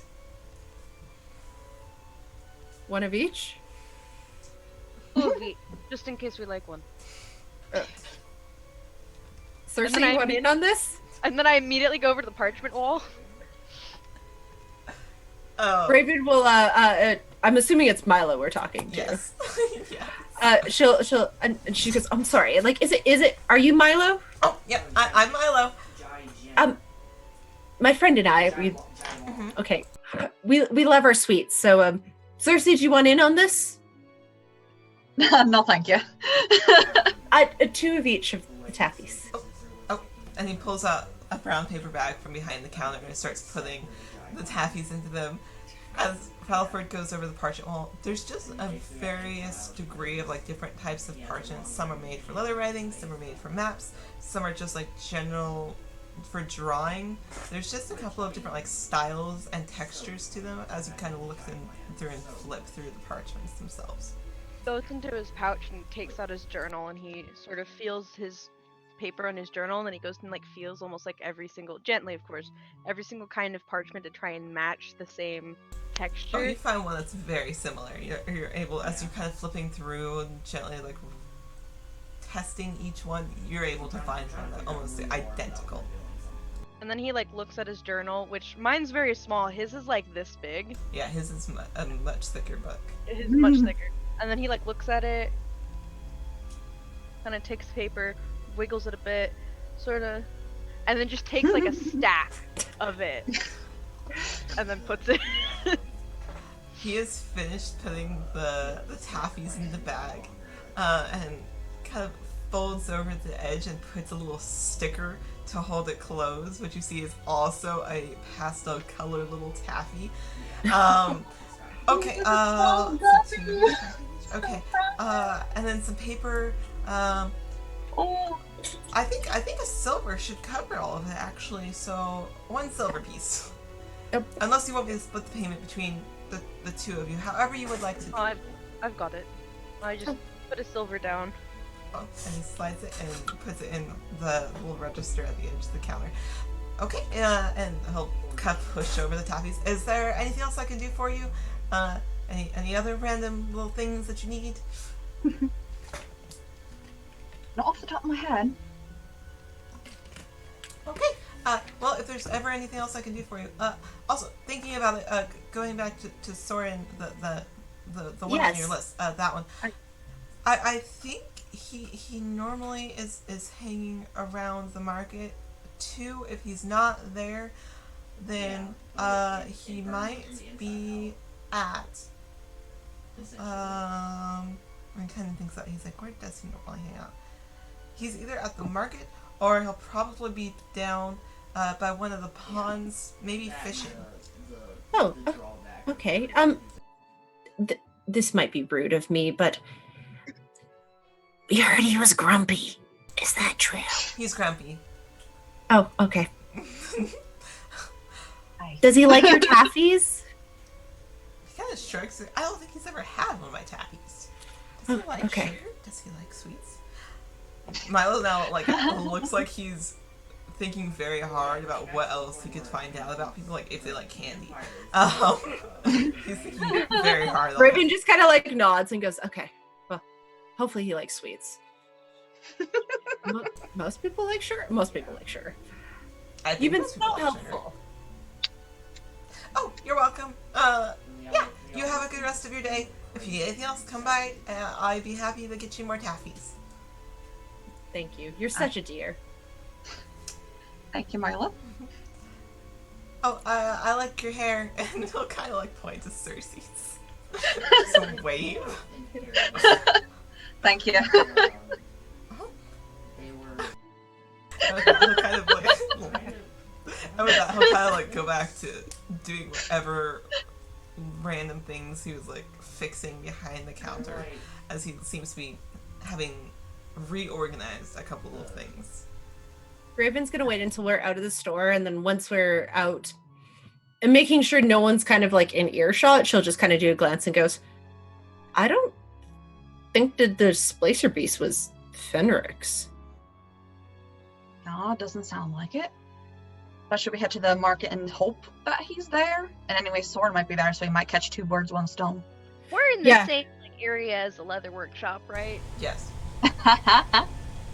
Wait, before we go to the market, can we go back to the leather shop and get my armor, please? Because if we're going to go back and fight the Displacer Beast, I would really like some coverage. Yeah, I'm with you on that. How about you pop into the leather shop? We'll head towards the market area and just ask a few as people around if they're there, and we'll see you in the market. Sure, that'll work. So, you two are able to head off into the market. You've seen it before. You've kind of seen it's a square market kind of in the middle of town. You've seen it while you were headed to the Blue Lantern Inn. It's not hard to find. There's a lot of people that have kind of congregated there to do the daily shopping. Rutherford, as you head back in, you see Gloria, who has just popped around the corner with your armor and is putting it behind the counter, and then pulls it back out when she sees you. She's like, "Oh, welcome back. I have just finished. I hope I've done a decent job for you," and puts them on the counter. They are pristine. They look like you've never worn them once in your life. Oh, this is fantastic. How much do I owe you? Well, she'll look around and realize the other two aren't with you.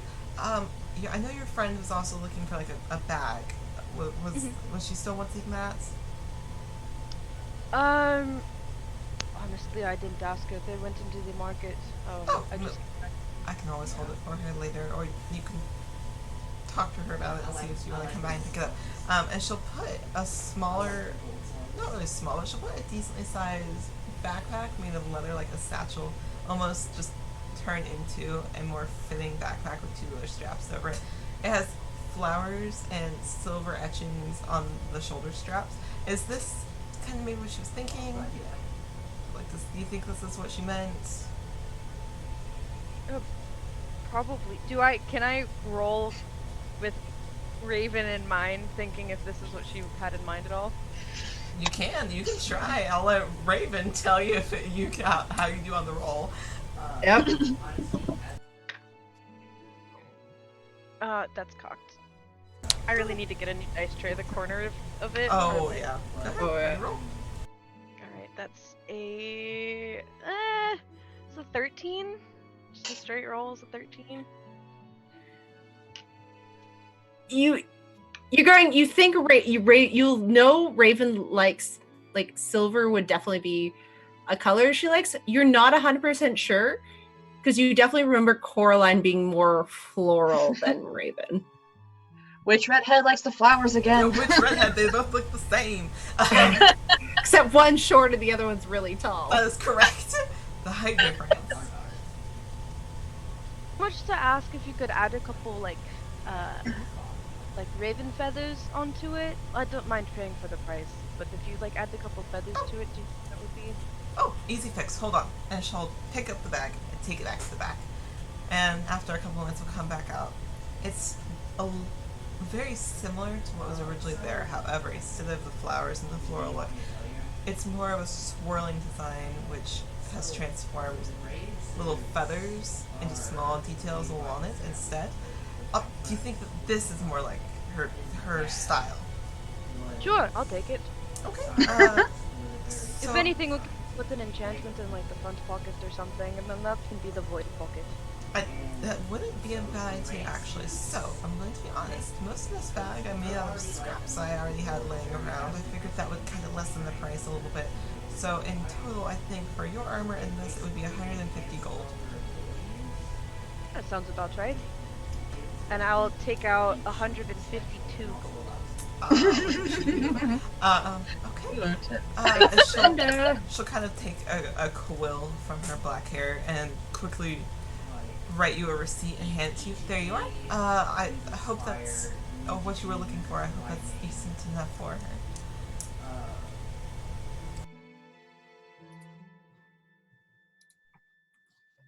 Alright, let me do my finances and I was accounting. going to say, you got this. It's okay. While you're doing that, we'll say that you take the armor, you're able to quickly put it back on while in the shop, as well as the bag.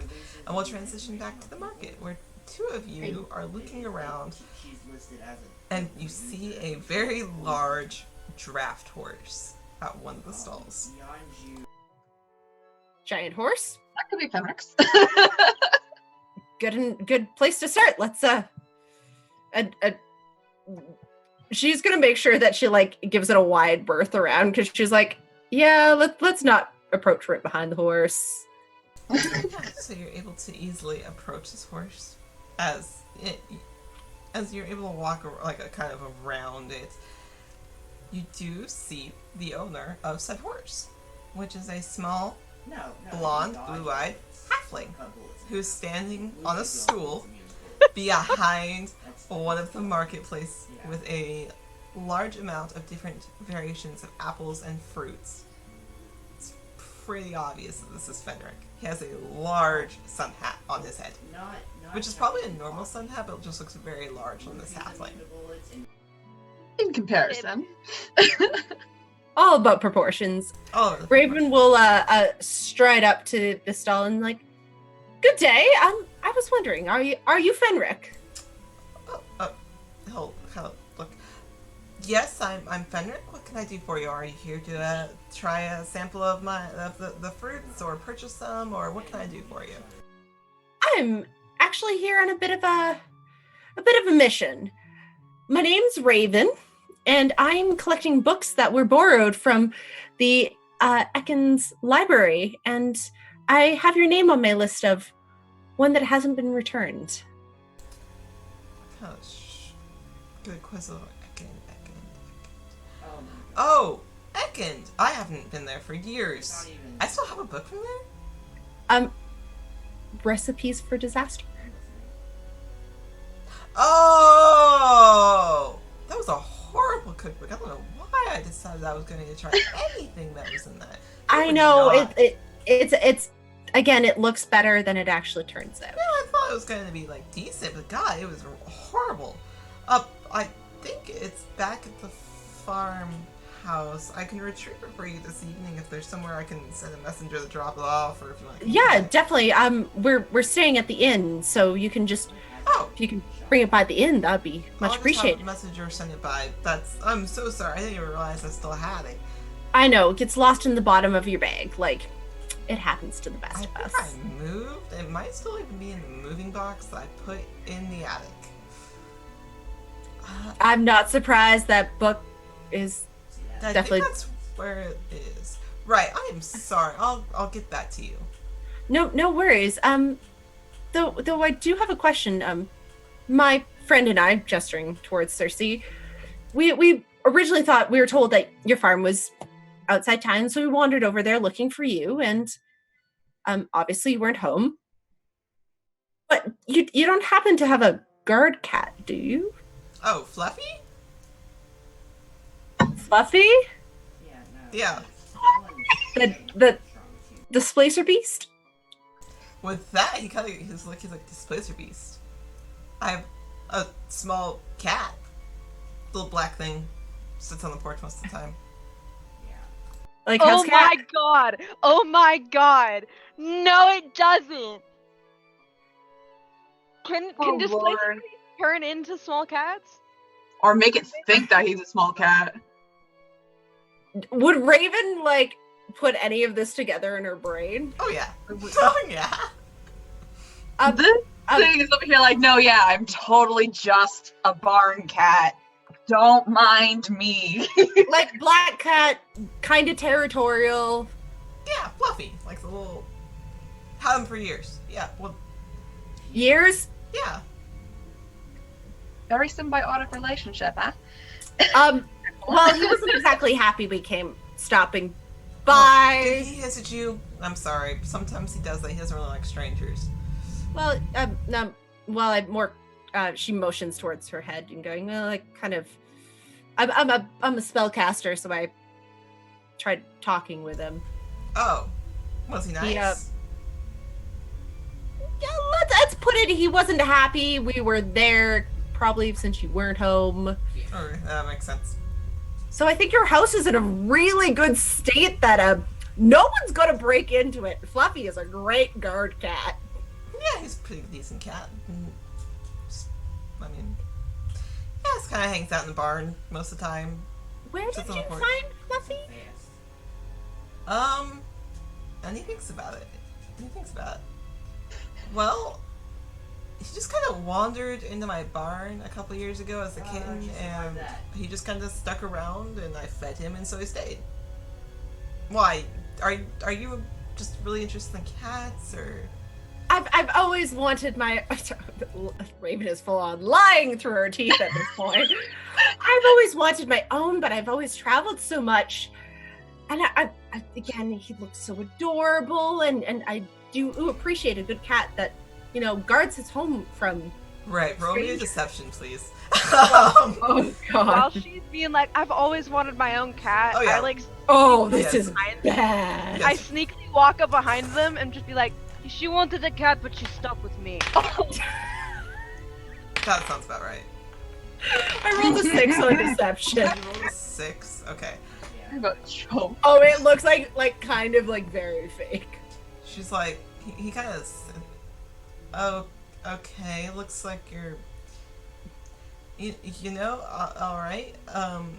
Yeah, so if you just want to like send by messenger that book this evening, we're at the end. That should The be a blue eel, right? Blue Okay. Lantern. Blue Lantern, He's Blue just Lantern. over. Yeah. I just imagine poor person in the back of his head going, she's definitely a dog person. Doesn't even like cats. Trying to be polite. Yeah, Raven at this point is like literally like stuttering and like, how do I politely, and realizing that she has no like understanding of this. She goes, Rad, you're here. Great, cool. Let's go find Ellen and that temple. Right? Do you, Fenric, real quick, do you perhaps know if Sorden's here at the market? Oh, actually, I saw him a little bit ago. A little grumpy old man. Yes, very grumpy old Hi. man. I did Hi. see him a little bit ago. I think he actually was on his way to visit Ellen. You probably could catch him. Thank you very much. Yeah, you're welcome. Lovely. Can I Lord, place a- this is so Can I please good. is there a sign of how much the peaches or the fruit are? Yeah, are you wanting to purchase some fruit? Yeah, I'm just gonna buy like a single peach. A single peach? Oh yeah, it's just like 2 pieces of copper. Yeah, I'll just put that down and be like, thanks, and then just keep going. You're welcome. Raven Going to just the farmer's very market. awkwardly, like, she's kind of like pulling her cloak awkwardly around her, being like, oh, I must have. Like, She's just gonna take her by the shoulders and just sort of like start walking her out. You did fine. oh my Did gosh. you ask about the Displacer Beast? Yeah, that's Fluffy. Apparently Fluffy's been there a few years. Very good guard cat. Mm-hmm. I'm. Oh god. Does he not know that thing is? No, Probably not. that That he cat's feeds. probably living the life of luxury. It's a clever feline. Living its life. It's probably the best. Oh, can we tell Coraline and tell like Scritches to go hang out with the Displacer Beast? I wouldn't recommend I it. want to tell Coraline that there's a displacer beast, or else we're going to be going over there. She's going to ask questions at it. Oh, good point. Yep. Okay, so we don't tell Coraline? I like my curly-headed little elf with all her fingers and with all her blood in her body. So let's not tell her there's a displacer beast. Tell her that there was a farm one time that we came across long time ago, like months from now. And Okay. then tell her. I agreed, Right, so okay. 1 year, when we're on the other side of the country, then we can tell her that there was, perchance, a displacer beast. You know, like when you're telling a story about something that someone was there at the same time as you, but you wildly had a different experience, and then when you're retelling this tale years later, they're like, I don't remember that. It's like, yeah, I was there with you. And you're like, I didn't see that. We're like, well, that's because you were off in the whatever. You know, it's like one of those stories. It'll Right, be but like, you just Maybe more seen one of this- those, oh, you should have been, you could, it's like, oh, you it only, like, it's like a joke, and it's like, oh, you should have been there, that would have, you can only understand the joke. if you were Yeah, there. Raven just all of a sudden you see this light bulb moment and goes, oh god, my mother's done that to me multiple times before. it's not an unknown trick. I mean, people do it all the time. You know, the place with the guy and the thing. You know, that thing. She People probably don't- hit a lot of books for me that way. She 100% hit a lot of books for me that way. So, where are you headed next then? Are you headed to Ellen? the temple? Yeah, because Thorn potentially is that way, so. Okay, so Yes. I will let you guys do the temple thing, and then we will take a break because we are at the 2-hour mark almost. So just so you guys know. So Yeah, 'cause as you're walking, the dog was already in. you are able to easily spot a large spire. It's kind of just straight in the sky, reminiscent of normal temples and things that you see today. Something that resembles that similarly. It's made of marble, and as you approach, you do see a couple of individuals going into a large marble-looking structure. You can't tell if this is actually real marble or if it's just resembling of that. But as you approach, you do see, as you start to approach, a couple of flowers and offerings, small little gifts to little stone statues in certain places, and a large garden as you approach. For all of its stonework and everything else, you do see a lot of greenery and vines that are up the different spires and the pillars that are holding this building in place. As you approach, you see a couple of people quietly talking to their own patrons, their own deities. And you do see a very tall, very slender, very older, much older, golden-haired woman off to one side. Her hair is long, so long it is flowing almost to her ankles. And she's smiling and talking to a hunched over old man who seems very grumpily talking to her about something. The contrast in their appearance is starking.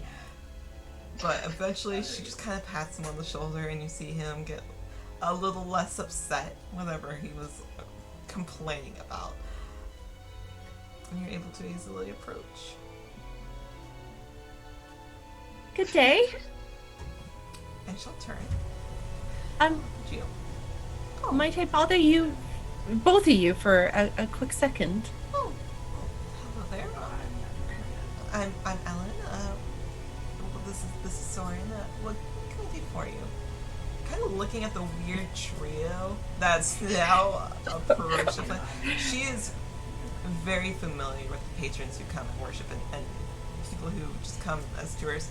You look like neither. Yeah, Raven doesn't. Raven's aesthetic in and of itself does not emanate that of someone who comes in this particular type of place to worship.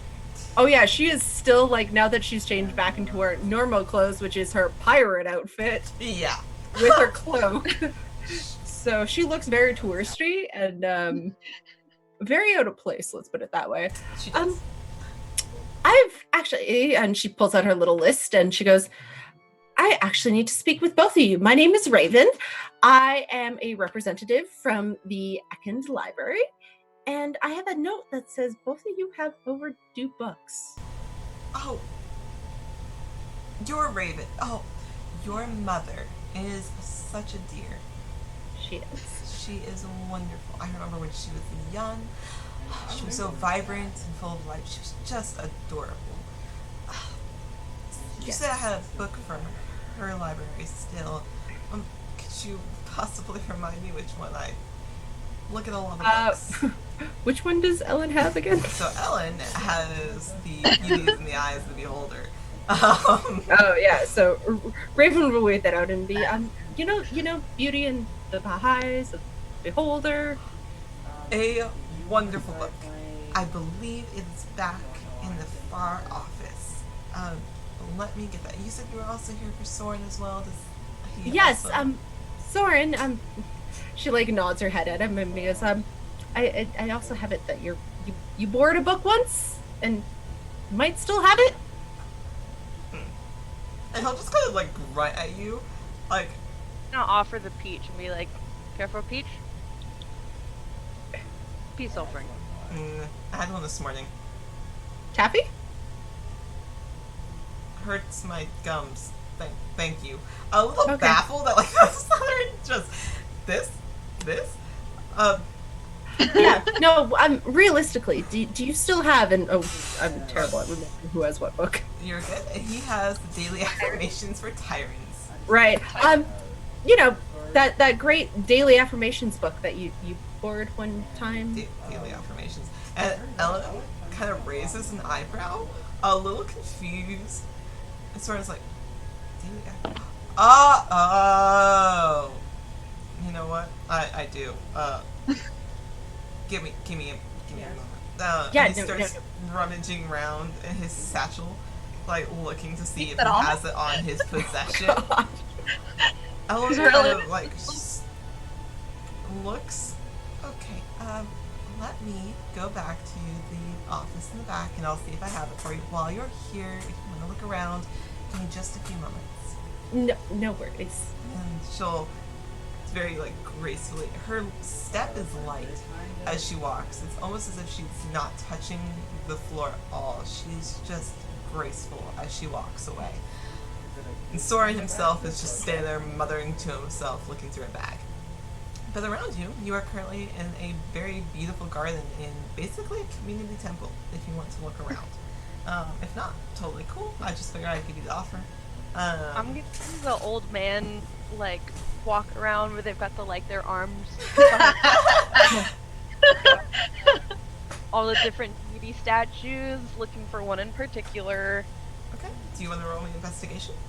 Sure. Cersei, I love it when it's are you also going to look around? Yes. Shut up. What? That's a nat 20. Oh, it's not gonna show. It's not gonna show. You good? It's a light dice. Okay. Alright. 24. 24. Alright. So, Ralphford, you're walking around. You're looking. At one point, you end up in the building. The doors are open. It's not like it's something you have to go seeking for. And while there's a couple of smaller statues dedicated, maybe even brought by visitors who have brought their own statues to add to the community worshipping, you walk inside to see a depiction of who you can only assume is the deity you're looking for. It's not of her, but the way that it's designed, with beautiful etchings up, interlaid with golds and silvers, to a round cutout of a moon. The craters in it are aligned in silvers as well. It's very easily able to discover which deity this is to, as offerings are laid on the ground around it. It's quite a large statue compared to some of the other ones that you've seen. It seems well worshipped. I'm going to reach into one of my pouches and try to there's like different he's a rock collector. Yes, Um, yes. Shinies. He's got little shinies. He's gonna look for one. No, that's not the right one. Pull out an all white one, and it's a moonstone, and he's gonna place that as an offering, and he'll say a little prayer to his goddess. The goddess of the moon. What a thought. What a thought. How bizarre.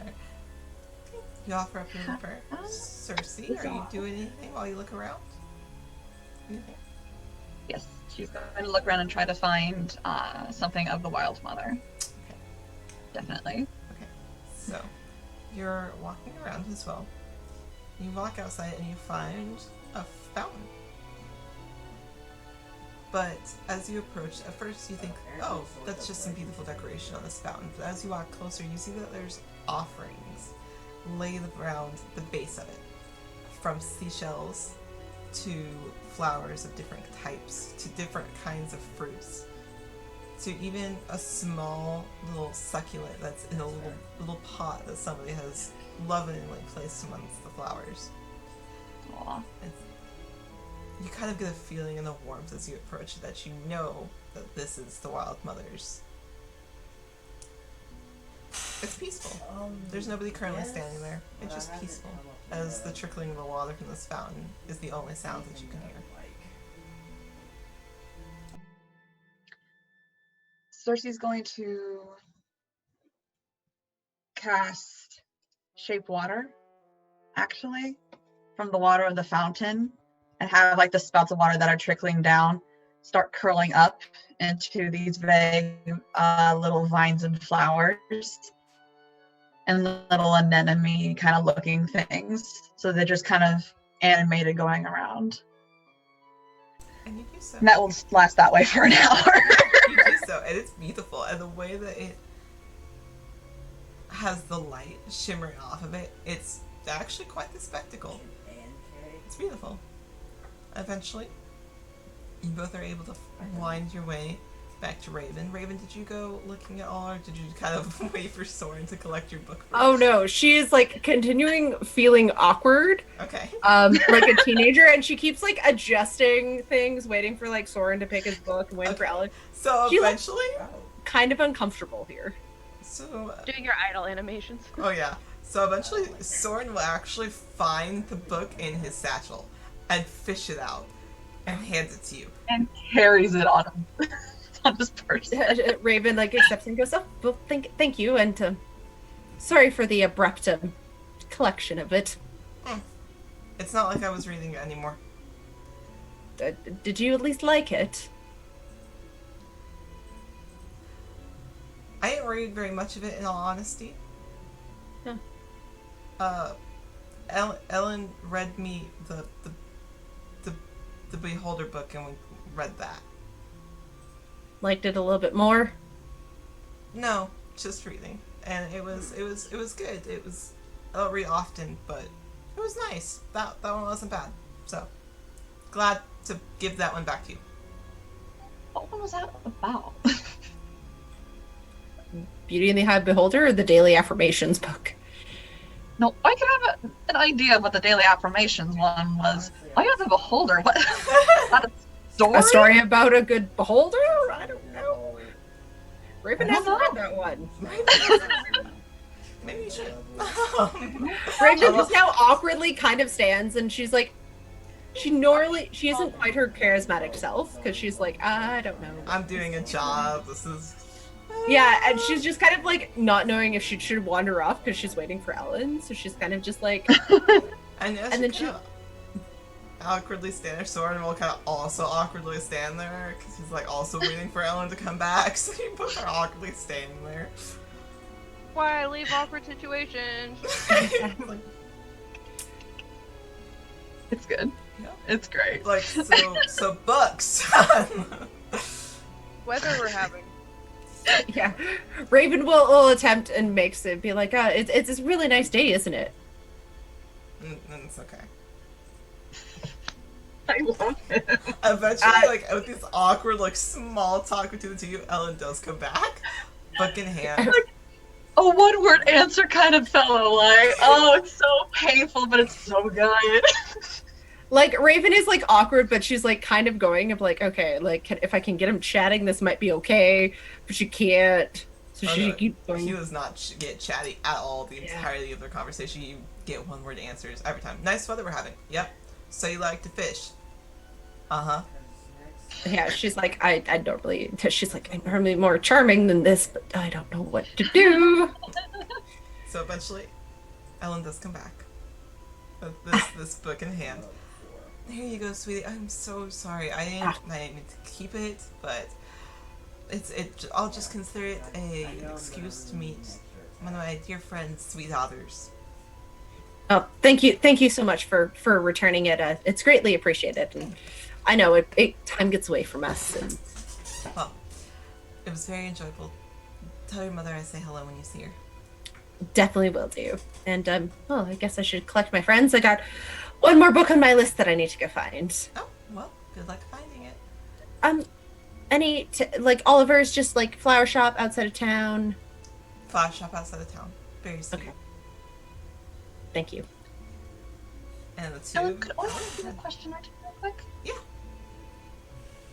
First is just pure curiosity. Of course, go ahead for it.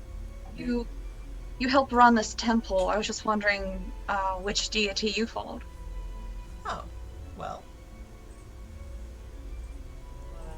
I don't follow any of them. Oh. I support and I love every single person who comes through and worships, of course. But I'm still searching for my own. And I think that's what makes it really interesting, is that I can kind of figure out which one based off of everyone else's experiences. Right. But, hopefully I'll find an answer for you soon. Thank you.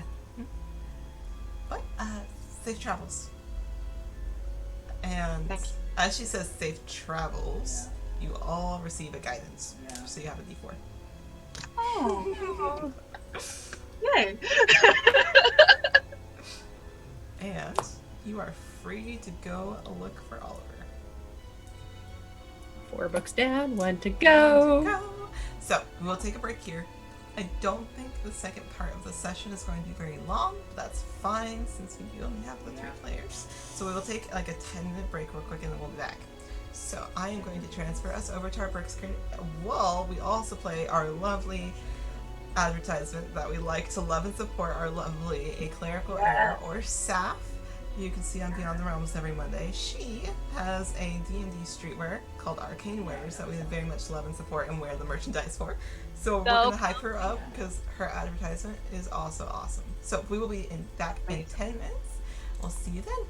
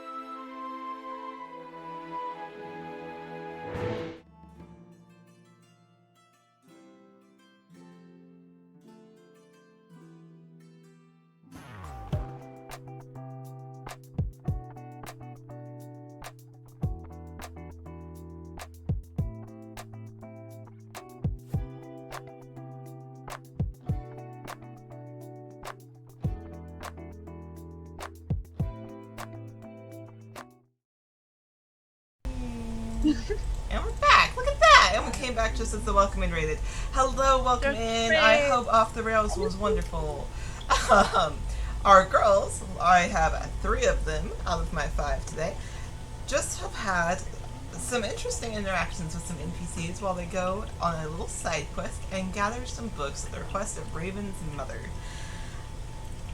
And almost had a very interesting encounter with a Displacer beast, now fondly known, as they have realized, named Fluffy. Oh, Fluffy. So, little Fluffy is a Displacer beast owned by Fenric, the halfling farmer, who he's had for years and years and years, that he doesn't realize that a Displacer beast is a Displacer beast. It is just a barn cat. Very protective. So that has been a very interesting encounter. Our lovely party is about to go talk to Oliver, who is the last person on their list of 5 to go gather the last book. So, out of the 5 books, we've had Recipes for Disaster, a cookbook, surveillance techniques that don't work, daily affirmations for tyrants, beauty is in the eyes of the beholder, and the very last book that we're off to go get is Tavern Management in Rural Areas. So, Excellent. the 3 of you... That's a weird choice for like a flower shop owner. Watch him have a speakeasy in the flower shop. So, the 3 of you, having gathered the rest of the other books and waiting on one from Fenric? who will send a messenger later to... Yeah, I'm not going back to that Displacer beast. Thank you very much. Not unless Fenric is with us on the property. Yeah. Trespassers. Like, heck no. So, you all, having been able to follow the etched charcoal instructions from our lovely drow blacksmith, are easily able to find your way to a lovely flower shop on the edge of town. On the other edge of town, on the opposite of where Fenric's farm is. So, as you approach, your nostrils are suddenly filled with the fragrance of dozens upon dozens of floral scents of flowers. As you walk up to said flower shop, in your view are flowers of every color and variety. There is sunflowers, roses, peonies, hydrangeas, every color of the rainbow and flowers is basically in front of you in this large spectrum. And as you approach, there is a very tall, 7-foot figure hunched over, watering them. He hears your footsteps approach, and as he stands up to his full height, you realize this is a large furbolg. Yes! Bluish in color, bluish fur, large floppy ears, and a bright pink nose as he turns around to look at you all. Oh, hello, I'm Oliver. Are you here to purchase some flowers? I could find you ones that match your skin, or match your eyes, or whatever you're needing. I could find one that smell really pretty, or that don't smell. Some people don't like flowers that smell. Whatever you're needing. Oliver, just the person I'm looking for. Raven is now trying to like stand up to her full 5 foot. You at your full 5'2", and him at his 7 foot. He just kind of like, his eyes just kind of as he looks down. Hello, young lady. What can I do for you? My name's Raven, and I'm a representative from the Ekin Library. I have a list that says that you have an overdue book, and I'm just wondering if you still have it. A book? Yes, Which... Tavern Management? I haven't thought of opening a tavern before opening this. Give me, like, 15 minutes. We'll just look around the flowers. Oh, if you find any you like, let me know. And he'll kind of, his large form, a little slender for the furbolg that he is, we'll put down this watering can, which is a nice teal color, on just a middle brick inlay, which has more flowers in it. And he'll walk inside and you can hear the ding of a little bell as he walks into his shop. You are surrounded, and just almost overwhelmingly so, by the amount of flowers and fragrances. Are you looking for anything in particular while you look around? I'm just gonna lean down a bit towards Raven and seriously be like, I'm not used to feeling small. You're the one to talk. I said I'm not used to it. It's good for you. You could be used to never mind. Yeah, you just have to hang around some dwarves and some halfling, and then you feel fine again. I think this is actually the second time that Rutherford has felt short. The first one being Earthen, Right. the Luxodon alchemist. Right. The first time he's probably had to look up to talk to someone in ages. You know, when I looked up to talk to him, my neck was like, oh god. So, looking around, there's a variety of flowers.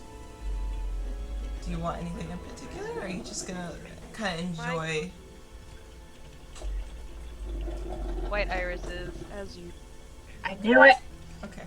Yeah. So, as you're looking around, at first this seems like other chaos. At first, upon first glance, it looks like there's no rhyme or reason to the way that he has assembled these flowers, these beds of flowers and plants. But as you start approaching and looking a little closer, you see that they're made by shape, and they're made by color, and they're made by... Oh, thank you, Nemo, for the raid.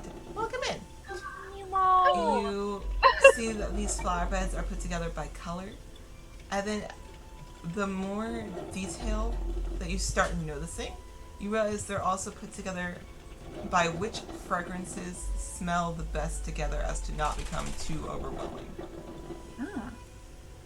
There was one out. Darcy's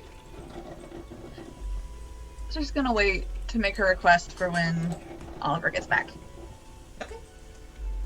Ralford, you are able to easily find your white irises amongst a bed of some other baby breaths and other smaller flowers.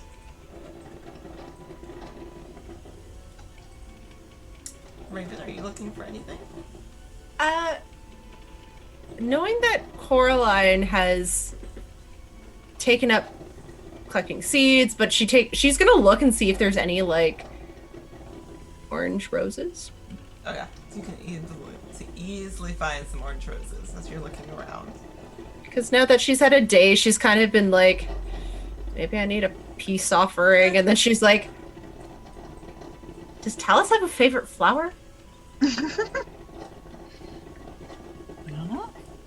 And she's realized, she's like, I really don't know these people all that well. I should probably talk to them more. So, do you want to try to guess the flower for Talus? Sure. Okay. No. I'll give you a second to think about it. While you're kind She'll of keep like, I guess, as she's waiting, she'll just keep like wandering around and being like, well, maybe, no, maybe, I don't. Got it. Oh, I guess as she would try to like, I guess this would be history check of whether she can remember what flower would represent apologies and being sorry. Oh. Okay. Yeah. You can roll me a history check. You need to apologize for. She was quite. Let's put it this way: Raven was not exactly the happiest of campers at the end of the night. So Yeah, that's I didn't get to finish the VOD. You finish the VOD.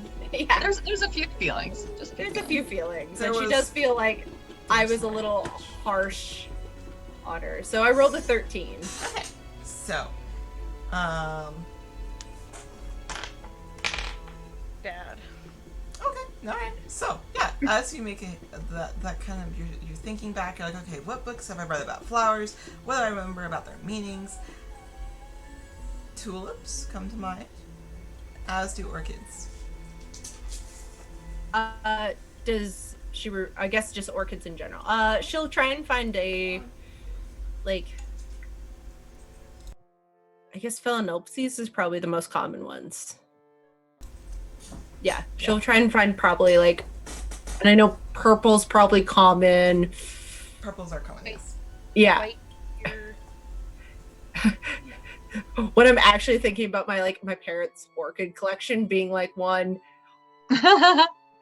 and then technically it's okay. She's gonna look for one in particular. I don't know what they're called, but their like nickname is like Darth Vader. Oh yeah, I know what you mean. Okay, cool. Yeah, she is gonna look for that one, being like, because it is kind of unique and kind of interesting. She's gonna see if Oliver has any of those, because she's going, well, it might not mean like, you know, apologizing and everything, but it's kind of a cool flower, and I kind of like, wasn't the best of her. Roll me investigation. We'll see if you can look for it. We'll see if you find it amongst the many of flower beds. 17. Oh yeah, you. Crystaloculus. Oh yes, you are able to easily find it, because meets it beats it, because I also rolled a 17. So I will give it to you. So as you're looking around, it takes you a while. You're kind of hunting the rest of the party. You can kind of see like you disappear and then reappear in different beds of flowers as you're looking for it, but eventually you are able to successfully find it. Dog, please don't eat the dice. You're not a rogue. They are not candy. We don't need you to steal the dice. She's like really good. But mother, I crave Mother, I crave violence. I crave Mother, the I dice. crave dice. I crave the dice. I wish to roll for the deceptions. I wish to roll for violence. She just kind of like looked at me like, stop. Mother. Stop. Mother. Hi. So you are able to easily find it, and eventually Oliver comes back, book in hand. It's overlaid in reds and golds as he hands it back to you, and sees that you all have kind of gathered certain flowers except for Cersei. Oh, was there a one I could help you find? I know there's a lot. I was wondering if you do bouquets. Yeah, that's an easy thing for me to do. What do you want in it? I was hoping for orange roses, black roses, or very dark ones. My friend had a dress on last night at the ball, and it had these black flowers on it, so I wanted some of those, and then a few white lilies in there as well. Yeah, that's easy. Give me a compliment. So you see him start walking around his flower beds. He is up and above them, as he seems to know exactly where every single flower is as soon as you ask. He walks around and comes back with just a lovely bouquet. Every flower delicately placed, as if he's almost as if he made this for someone himself, like almost as if this is something that he'll be giving it to, with that much love and attention put into the placement of each flower, and hands it to you. Thank you. It's perfect. Was there anything else I can do for any of you? I'm pretty good. I got my apology bouquets. Apology book. Okay. And you got your book, kind of like going over in his mind. Okay. You know, I haven't had anybody come and get some flowers for a while. If that's okay, would you just like to take those? Oh no, you skillfully grew these. Like here. It doesn't take much, but okay. She pulls out a gold piece and hands him like a gold piece. Oh, this is too much. This would. No. It's. I know how much skills it takes to get good at any of a craft. And I have a terrible green thumb, so I appreciate a beautiful garden. Oh, okay. Well, thank you. That's very nice of you. Thank you for coming and giving the book. I almost forgot completely about.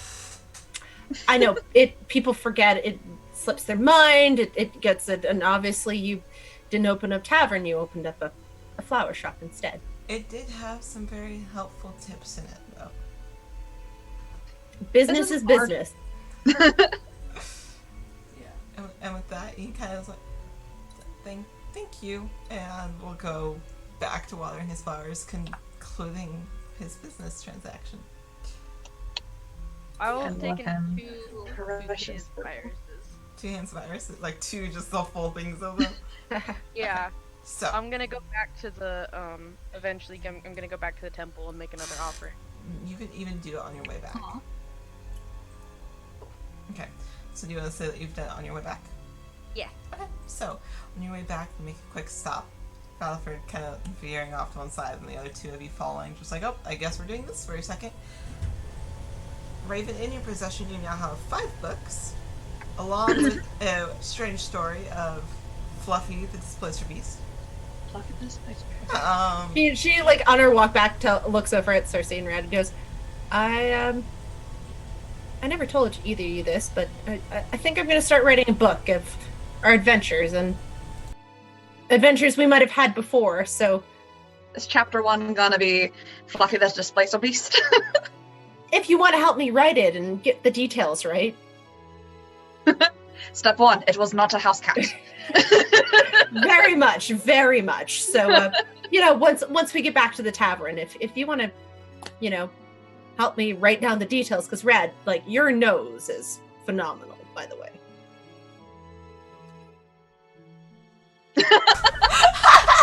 Wait. Your smelling ability. I'm a wolf. Yeah. That's okay. Hey, don't make assumptions about people based on their race.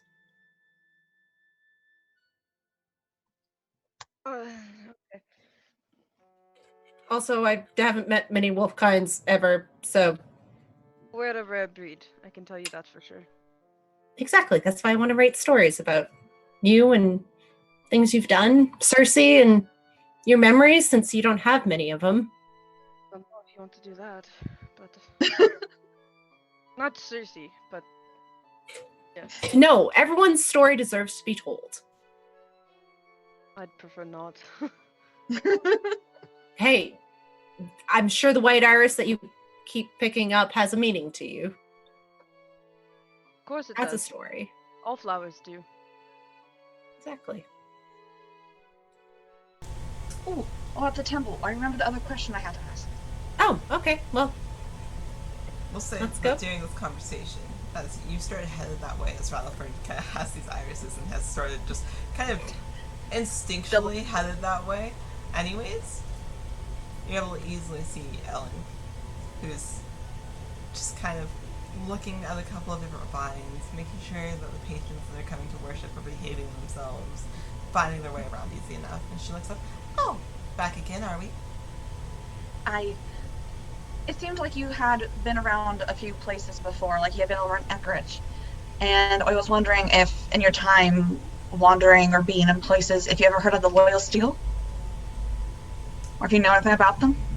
Oh, that's an interesting one.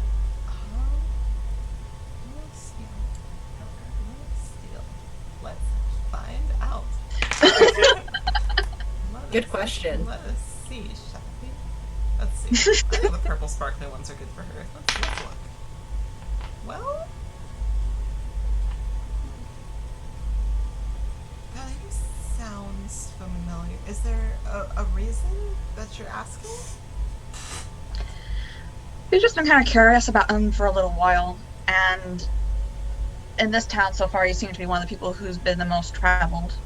So that we've met at least, so just wondered if you had come across the name or knew anything about them. I've heard the name, but only in passing. I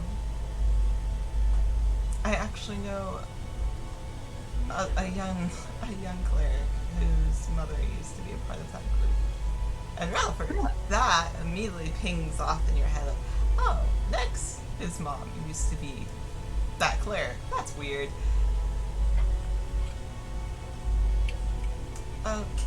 But other than that, I never knew of their exports or anything like that. But I hear they did good things, but it's strange. She kind of will look around for a second, almost as if like making sure it's just the four of you standing there. A lot of their history has vanished, which is a bit odd considering one of their members went on to found the Adventurers Guild, you would think there would be a little more history, but there's not much.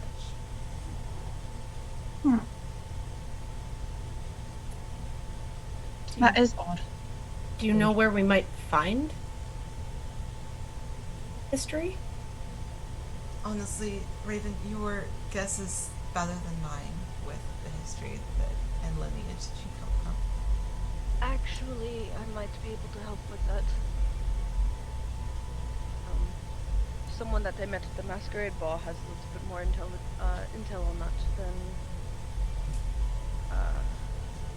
well, someone they're in relation with. Think they're still in town? We can certainly check. Oh, they're in town for sure, but their relation is not. I have to ask again where they are, but I'm sure that we can have a. Actually, I know that we can have a sit down with them. They would be very pleased to talk with us. That'll be interesting. And getting to them. Okay. Thank you.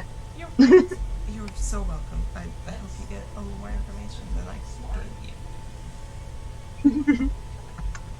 And with that, you are able to make your way back to the inn. By this time, it's been a long day. You've traveled back and forth literally all over town. So, Got our steps in for the day. Let's go. Oh, yeah, you definitely got your steps in for the day. So I'm going to kind of fast forward us so we can get to a certain part that I would like you to go through.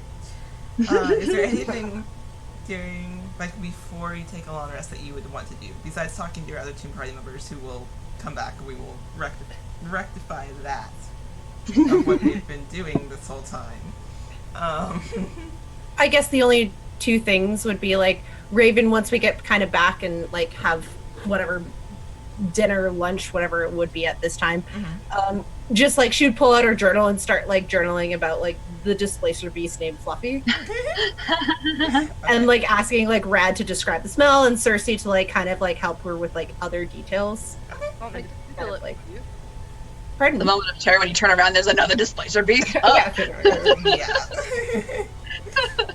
To add a noodle in there for you. Hey. Cool. I'm gonna try drawing the displacer beast. Are you going to roll me a performance? It's funny because I know he's good at drawing, but his performance is -1. Yeah. Yep. That's the funny part. 14. Oh, that's not too bad. Yeah, you're able to draw. It's a little smudged, like almost a little blurry, like the edges of it. But for the most part, you can make it out. That's honestly not what I thought was gonna happen. Perfect. Hey, yo. Sorry, I think that sums that up quite nicely. I'm not used to this pen style. What is this? I've got ink all over my hand. Oh, Sarah kept dragging in it. yeah, it again, like Raven's quill is made for like a smaller hand than Yeah, definitely not. So, as you all spend the rest of the evening going into this book, going over the details of the Displacer Beacons, and kind of starting to write a story of adventures. Eventually, the night passes. Your two party members come back from whatever they've spent the day doing, and you'll have that conversation next game. I'll kind of rectify that. But eventually, the three of you, 5 of you, including our other 2 missing party members at the moment, who are out on their own adventure, make your way to do a long rest. And I'm going to do this in camera order, I think. So, Cersei will be first, then Din, then Raven, just so you guys know. Cool. Just so Cool, you cool, all cool, know. So, you all do your nightly rituals. You all do your nightly prayers to your deities. However you want to wind down for the evening. And then, as the night passes, you all start to have really good dreams. Cersei, yours is strange, but still comfortable. As you start to dream, you look around and you're in an open field. It's a warm day. There is a nice cool breeze. But you look at your hands as you reach down to pick a blade of grass that's gently dancing in the breeze. And your hand isn't blue. Your hand is a very beautiful olive color. Very, very pale and delicate. Smaller than your hand that you remember. But you don't pay any mind to it. That's something you notice. You hear somebody call a name, but you can't make it out. It's a masculine sound to it. They call your name, and you turn around, and you feel a large smile on your face as you recognize the familiar voice, and you go running towards it. And the scene in the stream sort of fades, and it's a little fuzzy around the edges, as you see yourself the same skin-colored hands, but you're a little taller, feel a little more mature, as you're on a dock. You're approaching a ship. You can't make out the faces that are on the deck above you, but they're waving and they seem happy to see you as you start boarding. And you can smell the ocean air around you and that familiar scent that you're so used to smelling as Circe, who you know yourself as. The figures on the ship are kind of darkened, almost shadows, as you can't quite remember the faces that are lying beneath. And then you're on the ship. You can feel the world underneath you shifting as the waves rock you back and forth. A very familiar sensation of just that comfortable rock as you're used to the ocean below you. But something odd starts happening as the stream almost changes feelings from a light, happy dream as the rocking under your feet intensifies. The waves are getting higher and higher and higher, and suddenly you are swept overboard, and all you hear is the rushing of water and see the shadows of people above you desperately trying to reach down to the water to grab you. And the only sound that you hear for a moment is the rushing of waves and a scream until you realize that it is you crying for help. That it's your own voice that you're hearing as you plunge beneath the waves. And you see someone tear off a hat and try to lunge over the side of the ship, only to be held back by a crewmate. And everything's dark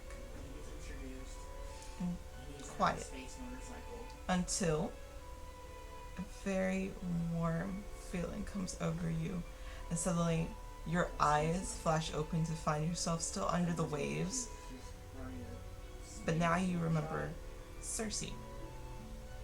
And you see your hands are that bluish color, no longer pale, and you're pulled from the waves as you're thrown aboard the deck of a different ship. And the scene fades as you see the familiar crew that you're now used to remembering as Circe come and bewildered at the fact that there's now a water genasi on their decks. And the dream fades, and throughout the night, you don't dream anymore after that. It's a strange feeling when you wake up. Then we transition over to Rutherford. Rutherford, you awake in a very familiar bed as you look around and you hear, with your very keen hearing, a woods that you're very familiar with. The very familiar sounds of birds and little creatures scurrying about. You hear familiar voices of different wolf kind all around you, having woken up earlier in the day than yourself, as they're starting to get their day going. The scene kind of fades as you find yourself also going about your day, gathering up supplies, helping some of your fellow wolf kind, at one point even picking up and playing with a small child. And then it kind of fades to that evening, where you're on a very familiar path and trail going to a very familiar cave. And in the moonlight is a very familiar female wolf. Her fur, white, almost silvery in the moonlight that shines down. And it's warm in her embrace as you just kind of enjoy each other's company. I don't get a. But then that happy, warm feeling also seems to fade and shift into something just, it doesn't feel quite right. My passive perception As is 20. you don't feel the warmth of her embrace anymore, as you feel the warmth of a different kind, and it's terrifying. And you find yourself running down that very familiar path, flames and screams behind you, That's what I was like. running towards that very familiar cave, knowing exactly what's coming next. For how I. And then the dream ends before you even get there. You don't dream anymore. And then Raven, you find yourself still small, but much smaller than you are now, sitting at a very familiar dining room table. It's just like the alert feed. A warm sun is spilling in through the window seals and dancing across the table. It's a very beautiful red-haired woman is sitting at the other side of the table, enjoying a nice cup of coffee, telling you how important a book is to someone's life, telling you how many secrets and how many fantasies live out in these books that it almost feels real, depending on the book. And you're listening intently as that fire for these books and this love of knowledge is suddenly kindled, and then you see yourself a little older in just a library filled with dozens of books, a stack of them in your hands as you're running around, happily putting a couple of them back, picking out new ones. You can hear the voice of your mother calling you as you run around, telling you to stop running in her library so fast. I'm not even proficient in perception. And you occasionally will see a figure of a man, somebody who you haven't seen in a very long time, kind of in and out of your life, in and out of your vision. You hear whispers between your parents as suddenly you remember a very dark and gloomy day where it was just you and your mom, where it was just sadness, where you just remember seeing the concern on your mother's face after days had passed, and having to see your mom go through that. And that same feeling of that gloom just kind of encompasses you for a brief moment, and then you see yourself getting older, continuing to help your mother, doing what you can to make her life a little easier. And then you don't dream anymore. And with that, I'm going to end the session. And we're going to start off the next session with our lovely two other players getting to deal with whatever they're dreaming about. Why the feels? Jeez. Just put those nightmares in. That's cool. That's alright. That's fine. Who needs to peacefully sleep? It's fine. How bizarre. How bizarre. So, How bizarre. Well then. So, this has been the Rectification episode 13. We will have episode 14 in 2 weeks, where hopefully we'll have all 5 players, and we get to start off with Talus and Coraline also getting to experience a lovely dream, and then deal with a couple of other fun things that I have planned. I can't wait. But What? Long lost brothers? no. No. Hopefully the next session you guys will get into some combat, so I'm looking forward to it. So, Oof. join us for episode 14 in 2 weeks. Hopefully that was a good enough description. I've been thinking about that all day while I was at work. Oh, this is gonna be good. We're gonna see. And we're gonna apologize to each other. That is a Right. lot. Just be like tears, and we are Y'all going... gotta apologize for each other. I don't gotta say shit. No, you just gotta be disappointed, Dad. We are going to raid Dorktails because they are a lovely group of beings. And thank you, Mimicking Nemo and the Welcome In, for the lovely raid. Thank you for all of the 22 people who have stuck around and watched the feels and everything else. I hope this was entertaining enough for you. And come So back many in feels. 2 weeks when my other 2 missing players get to experience the feelings that these 3 just got to.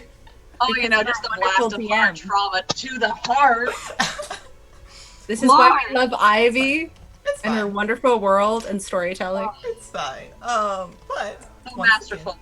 again, happy birthday to our lovely Val, who plays Raven. She gets to level up. I'm pretty sure you get a skill point. I'm pretty sure you get. I'm to hoping unlock so. Something. I'm thinking. I gotta at least like get some like I got a +1 to my wisdom. I Something, kind of need right? some. One last drink. All right, sweet tea. All right, one last drink. I drank all Cheers of to mine. that. There you go. I drink power instead of coffee. All right, but we are going to go raid Dorktales. Yes. So, I vote the I love the smell of trauma in the evening. I love the smell of trauma in the evening. But yeah, we're going to go raid Dorktales, and That's we'll be some- back in 2 weeks with episode 14. Have a lovely rest of your evening and weekend, everyone. Enjoy until Dorktales we sent you.